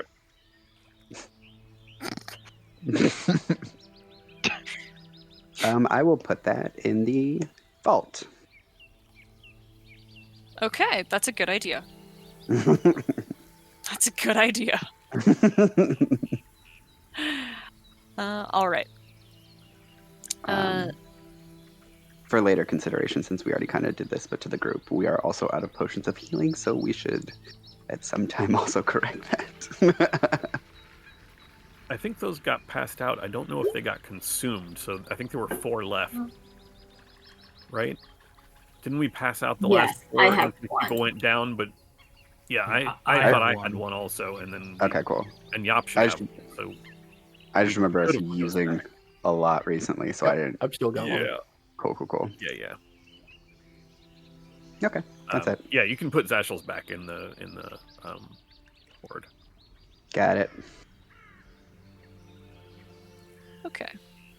That evening, the Major is in the kitchen, speaking with Missy, and the two of them seem to be conversing actually pretty ordinarily. Him speaking and her responding, with both gesture and written message.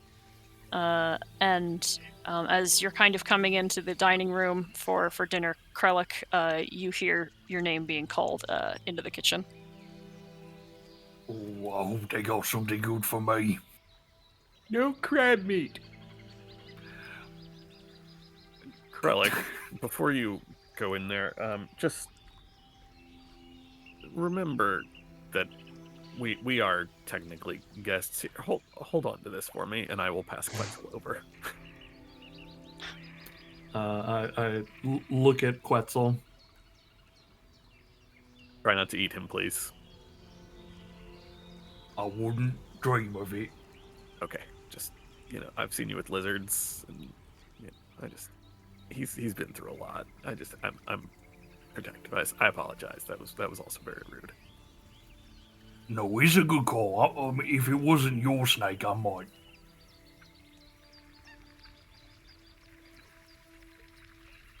I set Quetzal. I see if Quetzal. I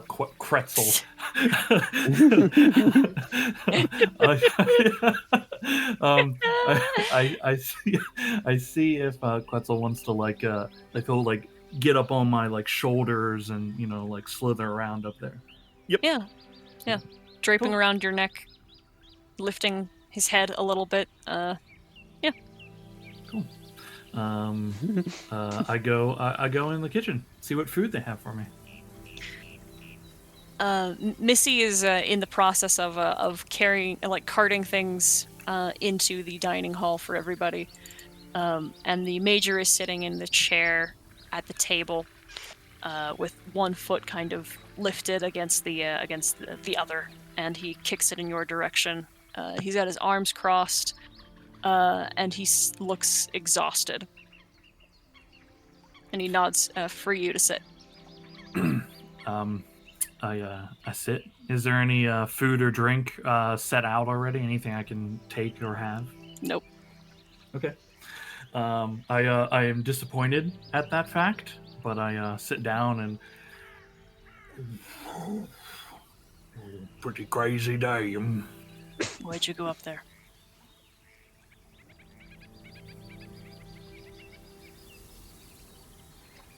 I was curious. Do you know what that thing was?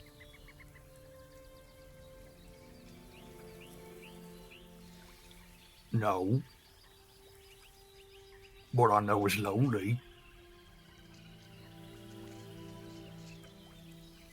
It is the spirit of the Wild Plain Pact. The spark that is the unifying force between Saltmarsh, the Silver Stand, and the Drowned Forest.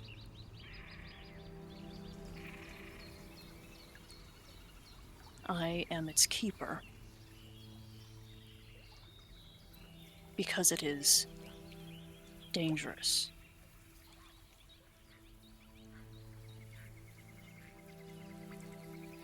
I mean, if it's so dangerous, then why are you keeping it? Because without its spark, there has been nothing that the peoples of this region have sworn for. It is symbolic and ancient.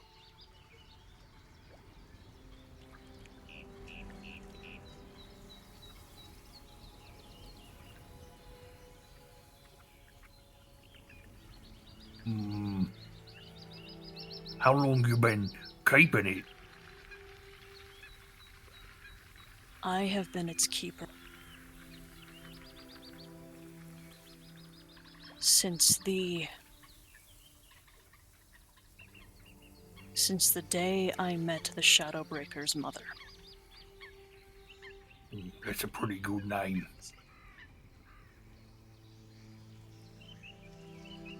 I believe you've all spoken with her before. Kiara of Fort Burrell, the captain of the fort.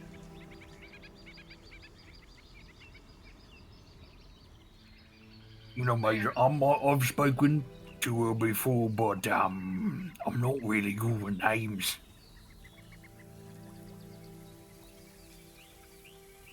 She is my daughter. Oh.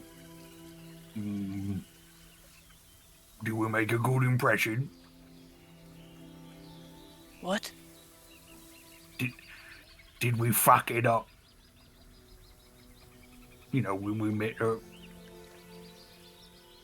I wouldn't know. She does not speak with me. But she's your family. Yes. Why don't you talk to her?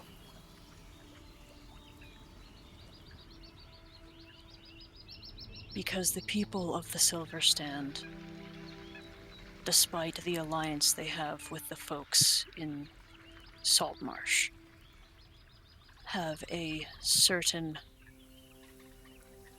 predisposition for distaste of our kind.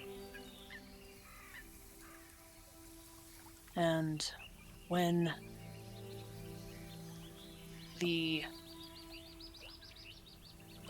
her mother determined she wished to return to her own people, I would not be allowed to go.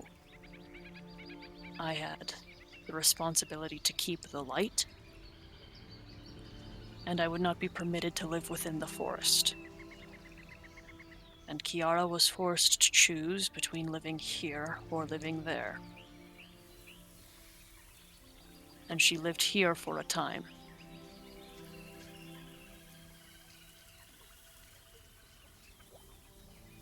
And then chose to leave. Hey, but what of you is like visit? I cannot. She cannot live amongst her mother's people either, and has chosen never to come here. Or at least never come to the lighthouse.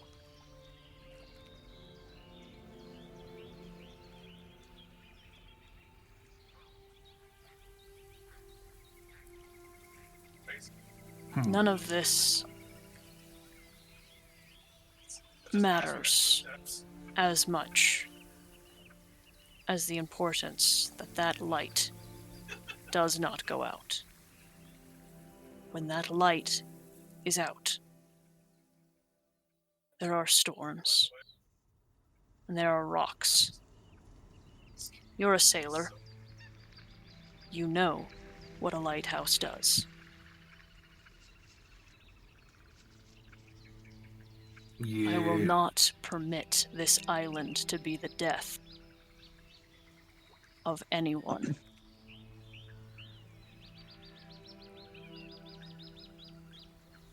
I nod at him. Yeah, you's right. You's right.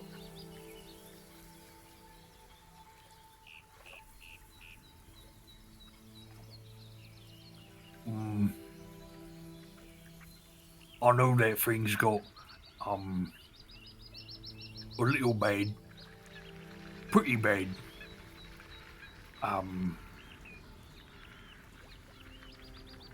For what it's worth, I am sorry about that.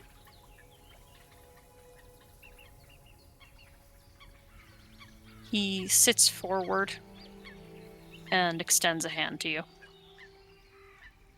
I shake his hand. Thank you. And he lifts himself using the table on the back of the chair and begins to leave. Hold on there. Look, you know, I kind of got like a soft spot for the little thing in there, right? Like, I know we can't go in, but what if, like, I was outside on top? You'll think risk death. Well, from the light. He sort of nods and says, "The winds could take you. You could fall, and if you make contact with glass, there is a chance that it would still be able to reach you." Well, I've taken a spill before. I've been alright.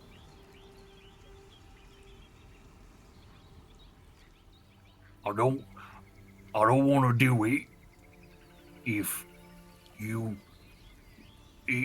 don't want me to, then I won't. But I think maybe the little spark would like to know that at least someone's looking in on them. Sometimes. He thinks, if you are willing to risk that threat, that danger, so long as that light does not go out, permitted. I promise I won't turn out in the light again. He nods and he leaves.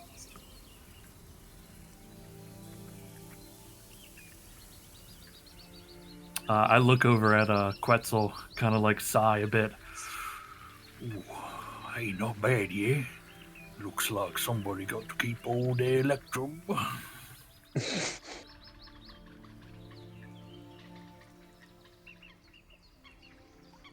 I hold my hand out for Quetzal to get on me again.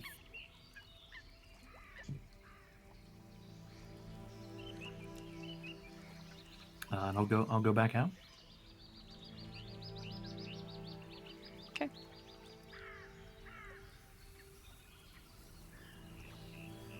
Wow.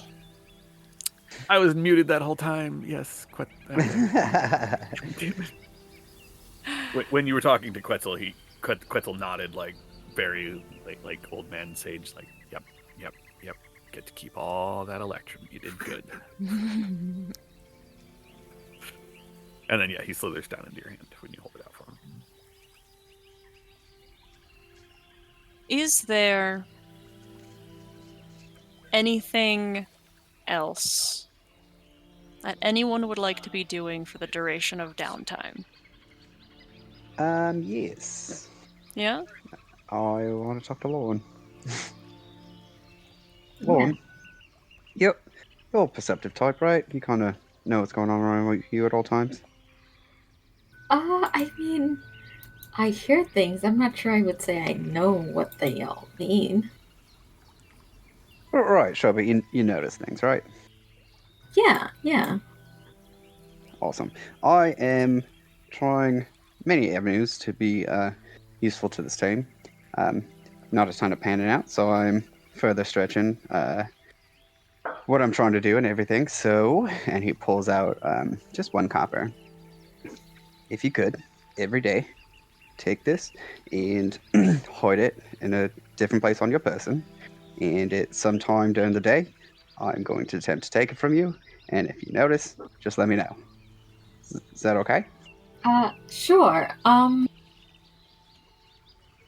kind of need to go buy new clothes first. These don't really fit, and I don't have a lot of pockets in them. Oh. We were in town earlier. Yeah. Right. Well, if you need someone to go with you out in town, I'd be more than happy to. Especially if you plan on doing this for me. I feel like you shouldn't go with me, because then you know where all the hidden pockets are. Good point. Yeah. Yeah.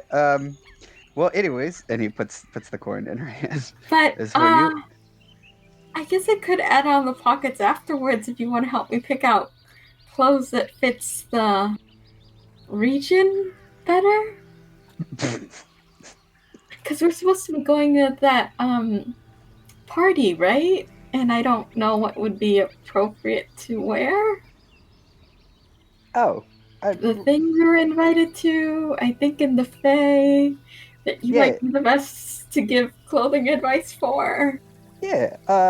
I could definitely find something for you. It's about being vibrant and it's about expressing yourself. Obviously, it should look nice too, but it's really supposed to be a reflection of you, you know. But I'd be more than happy to help you buy something. Sure. She Cool. doesn't know what it means to express herself very well, but she nods as if she understands. Yeah, and if there's any more to that, Vicaris is just gonna try and steal that penny from you every single day. Yeah, okay. She'll buy some new clothes and sew on like hidden pockets for you to. All right, and you drop 15 gold on fine clothes after a wonderful little montage of. I think I would like a couple pair of clothes, so I have like common and fine clothes and just a variety because nothing fits. To kind of go along with her stuff too, he would kind of suggest like finding things from the ocean to kind of add to it to help the aesthetic, to make the clothes that she bought in town more her than something she just pulled off the rack.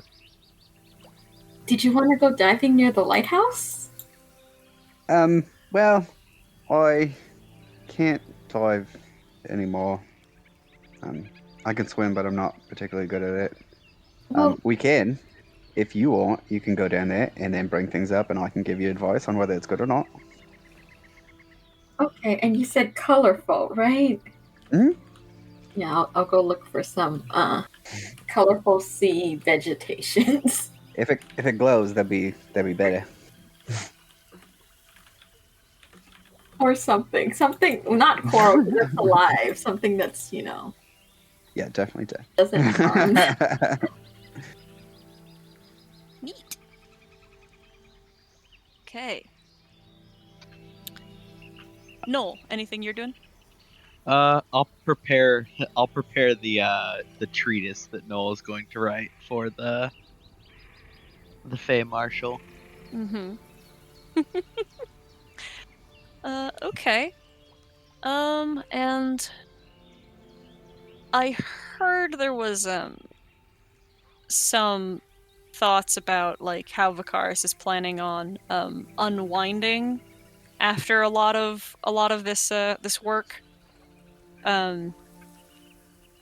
Specifically with Yop. I was gonna say, are you talking about with Yop? Yeah, do you want to do that now? Yeah. Okay, cool. Yeah. How is this? How are you approaching this? I assume it's going to be sometime towards the end of the day, and it won't be that same day. It'll be a day after. Yeah. This is over time. Yeah, it's specifically a day where he like particularly got his ass beat by Krellick and could not get the coin from Lorne and just failing left and right. So he'll go up and he'll knock on the door. Hello? Hi, it's me. Oh, Vikaris, come on in. Oh yeah, thank you. I was wondering, you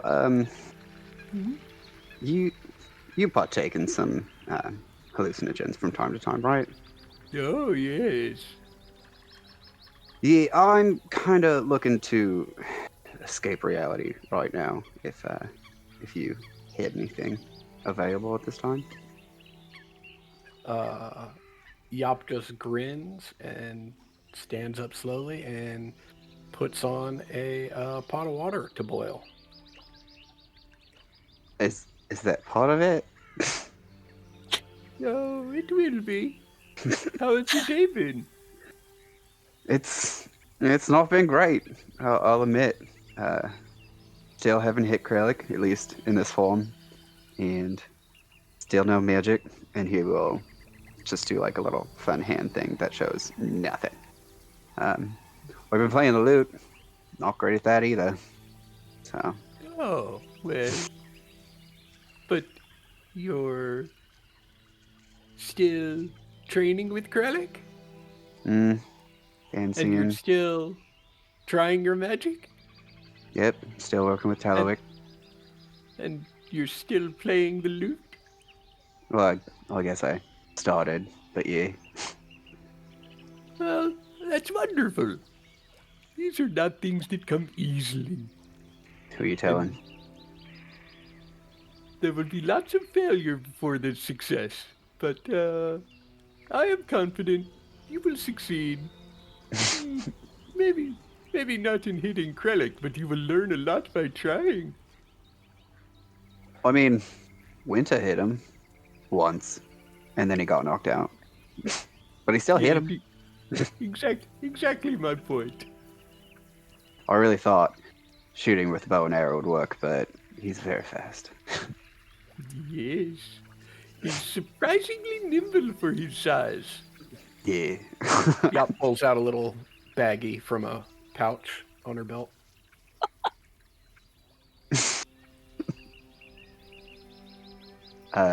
What's that? Oh, well, you asked for some, altering of your consciousness? Yes, I would like. What's the normal dose? Oh, a cup of tea.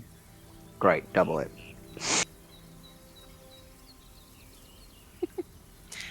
The two of you have a very comfortable evening together, Yop with her experience. And what is relieving about this, Vikaris, is that you are being able, you're being in a different state of mind is putting you, a lot of the words and literature that you've been rehearsing and practicing and have been reviewing and being taught by Talawick it's getting time to really steep. And there's just an association now as these kind of algorithms continue passing through your mind, the stories that have been told and that you've been reading. And the lute sounds better now that you're not having to think about it so much. And there is just a very soft plinking out of little light tunes to the dancing and moving walls and colors. And this is not the last time that this is pretty much the best way that you have figured out to finally kind of settle back into your own skin. Because these these light hallucinogenics and even stronger doses kind of put you back into a state and remind you of home. And they're very comfortable. And you feel very within your own self, as if your body matters less and the work matters less, and you are pleasantly comfortable. And the longer and more frequently you participate, the easier these images kind of become manipulatable, and you almost get to a point where you can kind of predict and prepare and make certain images manifest. And there is an instance where you are creating sound after, again, weeks of practice on the lute, and the sound creates shapes in the air, ripples that kind of dance from corner of the wall to corner of the wall and take more solid forms and flit around like little butterflies and then land on you, and you feel their weight. And that's new. Wait a minute. Yup. Yes? Yup, where'd you put it in this time? Oh no. Because it's just tea. There's no reason to freak out, man. Yup, but no, it's real this time. What'd you do? Trust me, like, you drank the same tea that I did, so the walls are melting a little, and the ceiling seems to be breathing. You know, standard tea stuff. Sure, but you see this one, right? And the little butterfly flit, like its wings open and close and pulse in different colors for you to see, Yop. Oh, what a pretty butterfly. Where did you come from, dear? Oh, thank God. I thought it was just me. It flitters over and lands on your nose, Yop, and again it has weight and presence. Oh. Hello. And Yop is looking cross-eyed at the butterfly that is on her nose. No, Yeah, that's not supposed to happen, right? It then bursts into a little glitter and rain of soft golden sand and well, melts. that certainly is not supposed to happen. Okay, I think I'm freaking out now. No, calm down, Vicaris. Calm down. Just watch the melty walls and the Guys are breathy very wet. ceiling. Do me a favor, Vicaris. Think about the butterfly again. Butterfly, butterfly, butterfly, butterfly, butterfly. You're a little too in your head for a moment. And you are very overwhelmed by the presence of the room suddenly shrinking down on you. And then your fingers find their place on the strings of the lute. And 1, 2, 3 plucks across, and the room begins to settle, and another butterfly appears. Was that? Oh, You saw that, right? Oh, I did see that. And it's very interesting because, come here, little friend, come here. Yup, Chill. did you do that? Yop will hold out her hand for the butterfly. It once again lands on you with presence and weight. Oh, yes, this one is real too. And oh, how very exciting, Vicaris, very exciting. See, a common occurrence with tea of this sort is that sometimes you might hear colors, right? Or see a taste or something like that. But seldom are those things, if ever, are they real. It is much more common that that sort of occurrence is a result of some magical sources? Did you make that?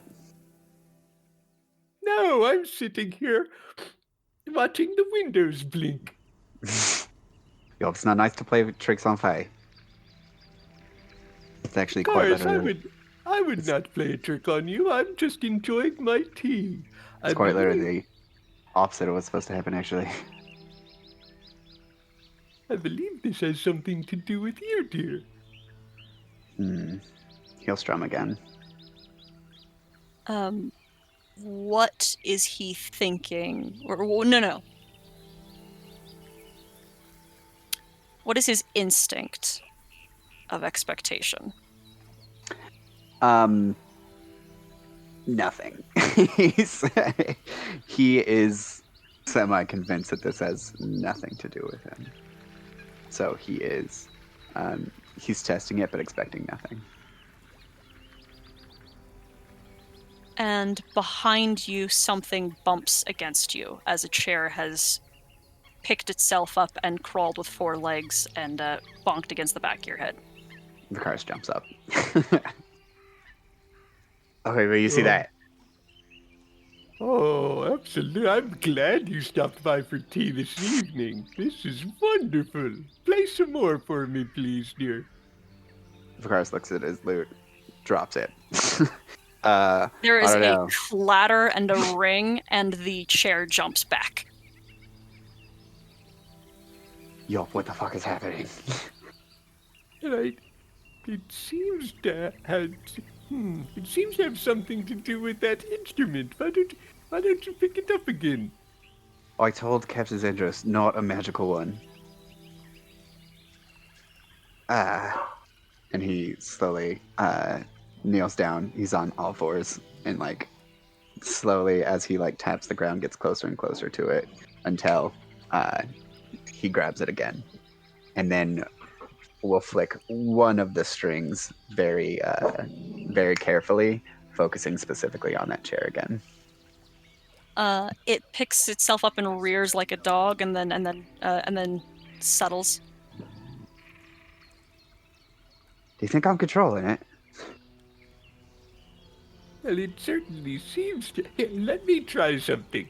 And Yop will get down and she will pluck a string on the lute. Yop, you see the chair's seams like open like a mouth and then close, but you know that you just saw that. It doesn't seem to respond to me the same way it does to you, Vicaris. Do you know any songs yet? Enough. Play me a song. He's gonna just kind of, at like half pace of what the song typically is, start playing a song, and he is gonna focus on the chair and will it to dance. And I feel like this isn't necessarily even force of will, just an expectation that it would. And a very slow, plucked out, very conscientious focusing mostly on the music, the chair begins to tap itself in rhythm and move like an animal and beckon to you, and then approach and move in time, and it dances. Vicaris will speed up and slow down the tempo to see if it responds. It matches immaculately. All right, that's me for sure. Yop starts dancing with the chair.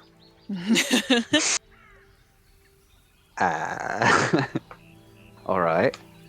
He'll turn around and look for something else in the room. There's her chalkboard and some chalk.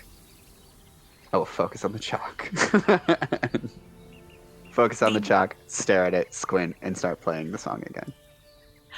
The chair lifts, or the chalk lifts and begins tracing across the board, catching over some of the old drawings and erased sections of Yop's old things, and sketching out a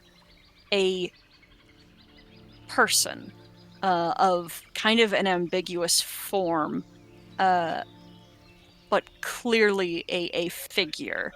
And then once that figure has been drawn, the dust itself against the wall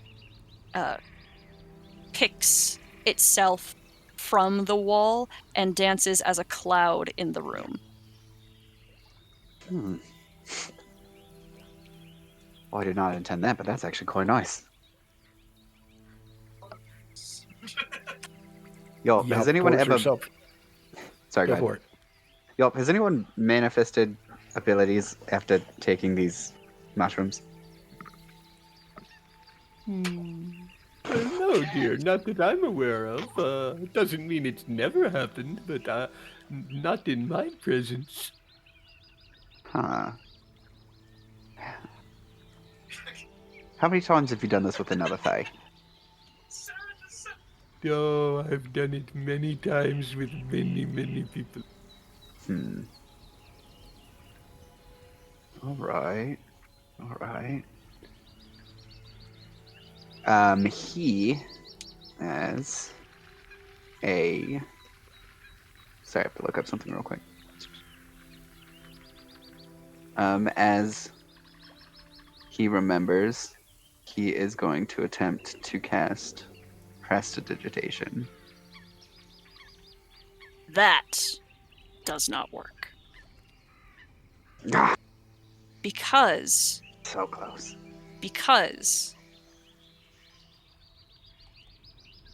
your way of casting is different.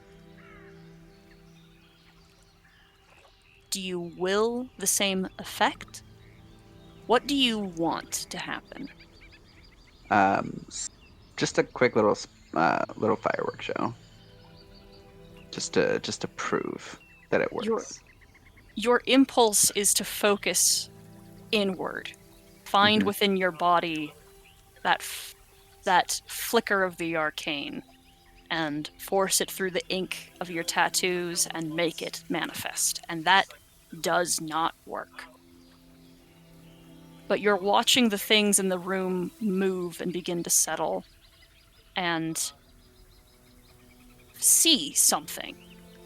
You see very fine threads that seem to be reaching from the strings of the instrument out towards these objects. And this thread is finer than spider silk and only barely catches the candle light and glows in a soft golden light. And your impulse is to catch one of those threads. Yo, do you see this one? And he slowly... Sorry, go ahead. I don't know. Do I see it? Or is No. this only visible to him? This is what he sees. Okay. No, I don't see anything. You. It looks like you're reaching out and pinching the air, dear. Yeah, with his thumb and his finger, he'll go to pinch the thread. You feel a hum within it that rings in your ears. And you twirl it around your fingers and catch it, and it is soft and clean and delicate. And between your fingers, there is a snap, and there is an explosion. Those little sparks manifest at the catch of this thread. Yup, wait, did you see that one? Oh, Yes. See what it just did? oh, goodness, Vicaris. I dare say it seems like you have gotten some connection to your magic spec, but I don't remember you ever doing it like this before. No. He'll put his loot on the floor and start getting closer, examining all the threads. Well, These What are you looking at, dear? sorry, Sarah, go ahead. These threads are trailing to the loot, but once you've set the loot down and your fingers withdraw, it is not to the strings, but to the very tips of your fingers that this soft golden light seems to be pouring. He'll pull like his hands back as if like they're caught in something sticky to see if the strings specifically release from their hands or if they're stuck there. They shake off. They will shake off. Right, let's try it again. And he will grab it like last time, twirl it, rip it, and see if it causes the spark. No. Wow. I Yeah, believe. Hold on, seeing- let me double check. Seeing trails is very common.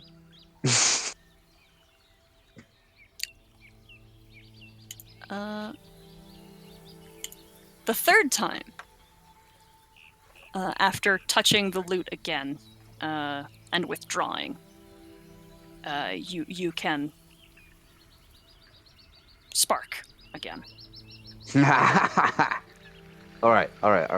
And he's gonna look around for other threads, and hopefully one connected to him specifically. As I am assuming he sees them everywhere. You are beginning to see that they are everywhere, and they intermingle through Yop and through you, and through the walls of this place, and through the loot. And you can spend a few hours experimenting and finding these threads, and at every point where you begin to manipulate them, there are times where things happen and there are things that don't work. The key that you find is having something that seems to be connected to this thread, which, as it happens, is this loot. Yup. Yup, I think I've done it. Done what, dear? I think I have magic. Or something. Maybe it's not my magic. It's something that can be manipulated for sure. I just don't know how yet. Well, sure you do. We were talking about it when you first came in. All Right. it takes is a little practice. Yeah, sure. So the loot can make things dance, which is nice. This string can make things spark, which is nice. This string does nothing. It's not great. I remember my book saying something about this. How long is this gonna last? Oh, the tea? Yeah, the tea. It's only about 8 hours. And how far along are we in? Oh, we're on hour 3, dear. Alright, so we have some time. Words seem to be dancing, so I don't think reading is probably the best idea right now. Oh, I Actually, would reading not sounds exactly right. Oh. Look, if you want to grab a book, that's your business, but I don't know. Pages tend to melt for me, so I'm not particularly interested in reading at this time. Sure. Wait right here. I'll be right back. And I'm gonna run to my room. All right. You're hallucinating. This takes a minute. Oh yeah, I'm sure. But Careful, the floor's melting. you grab your book. You're able to open it. It takes time to find the pages that you're looking for, but you begin reading again about the weave and how it can be manipulated, and you understand that what you are dealing with is a tactile formation of the weave. And with time, with more trips, with practice, this begins to make sense. You find the threads that are connecting objects and living creatures, and you know how to change them in certain ways. And it gets to a point as you're practicing and to spend a lot of time doing this, that you eventually begin to detect, even though you cannot necessarily see, these filaments while clear-headed. And you can continue practicing day in and day out, and eventually, you can cast spells by catching these threads, by forcing them and manipulating them in a way that feels more as if this is what the magic wants, and you are causing things to dance and to have breath and life in them, rather than inflicting your will upon the world.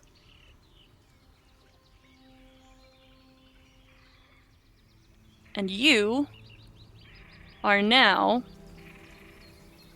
a College of Creation bard. Yay! Hell yeah, dude. Notes of potential. Mhm. Really good. I do like that aspect. I don't like that they're visible. We're gonna have fun with that. Yeah. Weeks pass. You guys finish your downtime, and it becomes very cold. It is so cold, in fact, that not an insubstantial amount of you begin to kind of consider maybe this place sucks, like really, really bad, and living here is just actually the pits. It's frosty in the mornings. It's still foggy every day, and there is snow that feels like it will be coming. The clouds are heavy, and on the day that it would appear that there is no chance that, except that the clouds finally burst, there is a knock at the lighthouse door. Who is it? Your ride? Yes, hold on, I'm coming. And Yop will go and open the door. On the other side of the door is a tall but very slender Firbolg gentleman with round glasses and a very kind smile, and flowers through his hair and long robes of vibrant color that you see are very clearly insigniated as many of these robes you've seen in the past, with the 2 stars upon the lapel of Astrozalian. My name is Oh. Bishop. Oh, hello, Bishop. I'm Yop. Come in, get out of the cold. Oh, no need. I'm supposed to be escorting you to the city. Well, yes, but I don't know if everyone is ready, so it might take a moment to assemble everyone. Everyone!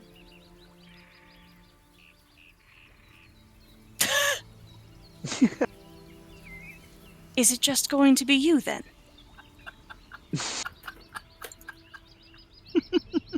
But Good luck yelling loud enough for me to hear. I don't know.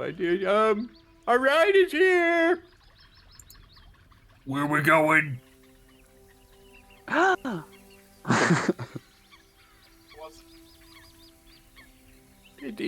this is the Bishop. He's from Astrazalia, and it's time for our little trip.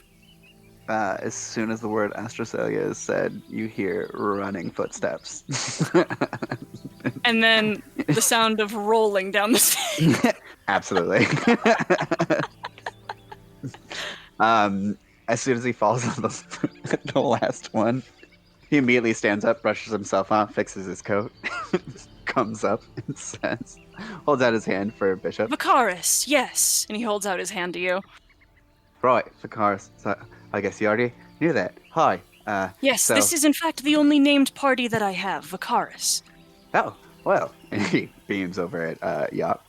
Yes, my team is just about ready to go. Yop, please notify the decisionist. I will grab everyone else, and we will be out of here as soon as possible. We'll be right. And then he turns around and runs upstairs. Probably trips a couple times too. I look Yeah. to Yop and ask, Wait, where's we going?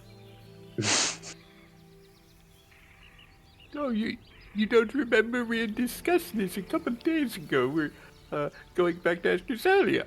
I've got to go get the satchel. I'll be right back. Yop goes to the bookshelf, steps in. Oh, goodness gracious. Why did we do that again? I Zashel! As Yop is looking for Zashel, I'm just eyeing up this dude. He's 6.5 feet tall. I'm actually eyeing him up. I am looking he's up at. he's got like a very not the same like placid smile that Noel has, but it's in that same spirit of just congenial cheer. There's gonna be a lot of big folk like you. I don't believe so. I believe only the princess, likely. Unless everyone else tries to show her up, which would be foolish.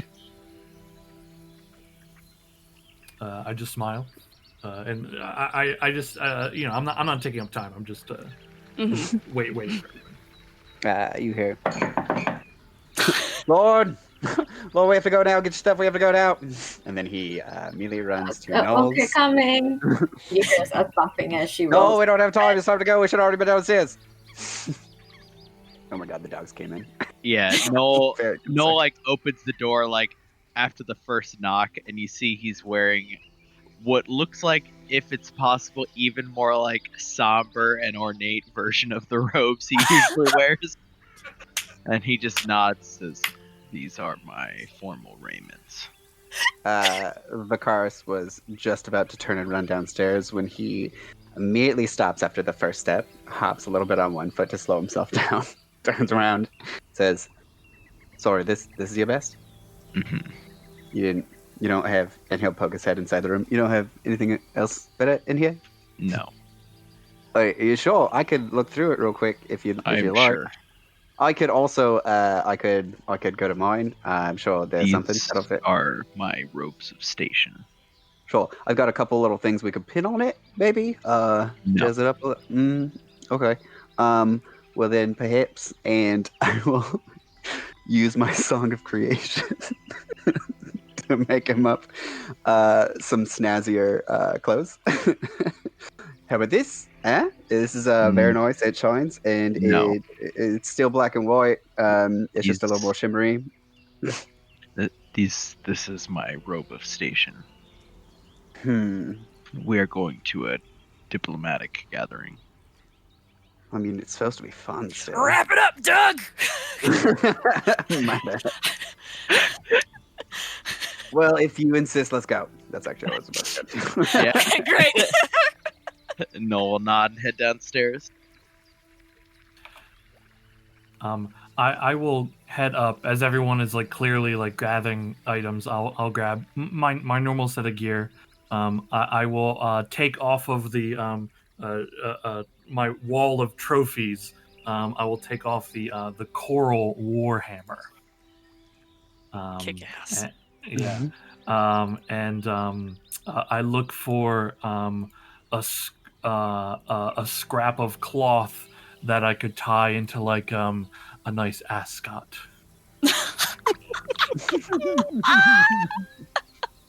I believe you do have a pile of scrap. That is true. That is true. Also, in the Horde, we have a bunch of... I forgot what it's called. 1 second.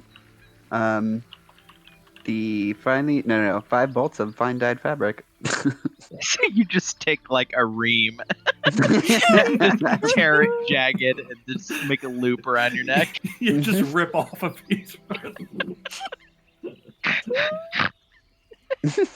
Anything that Zashel makes special note of preparing as Yop comes crashing through the door.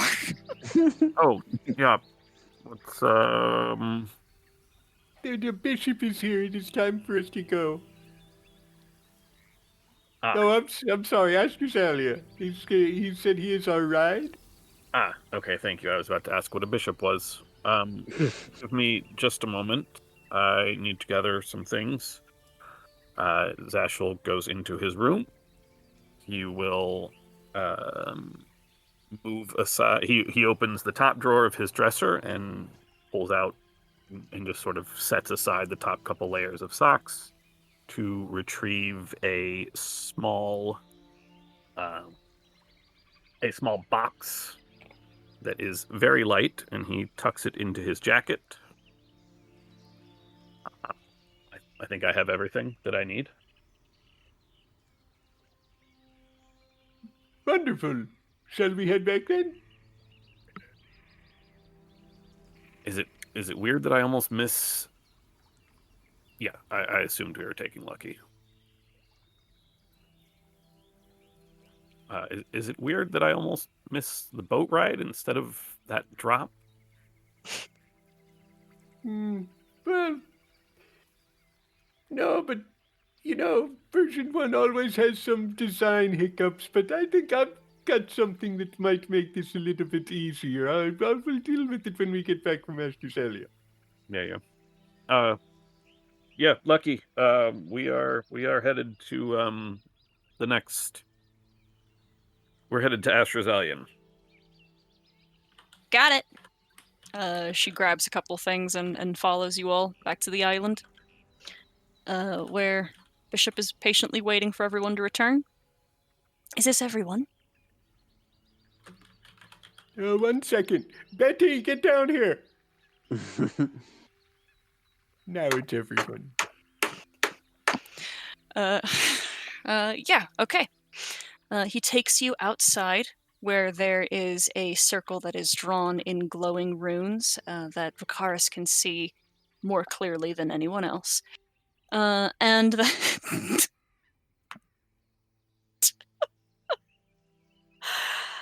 he gestures for everyone to enter the circle. And a beautiful array of rainbow colors illuminates from the seams of this of the runes and teleports you into the chamber, where the receiving hall, where you guys have been before, in the halls of the Starlit Citadel, and we will pick up there next week.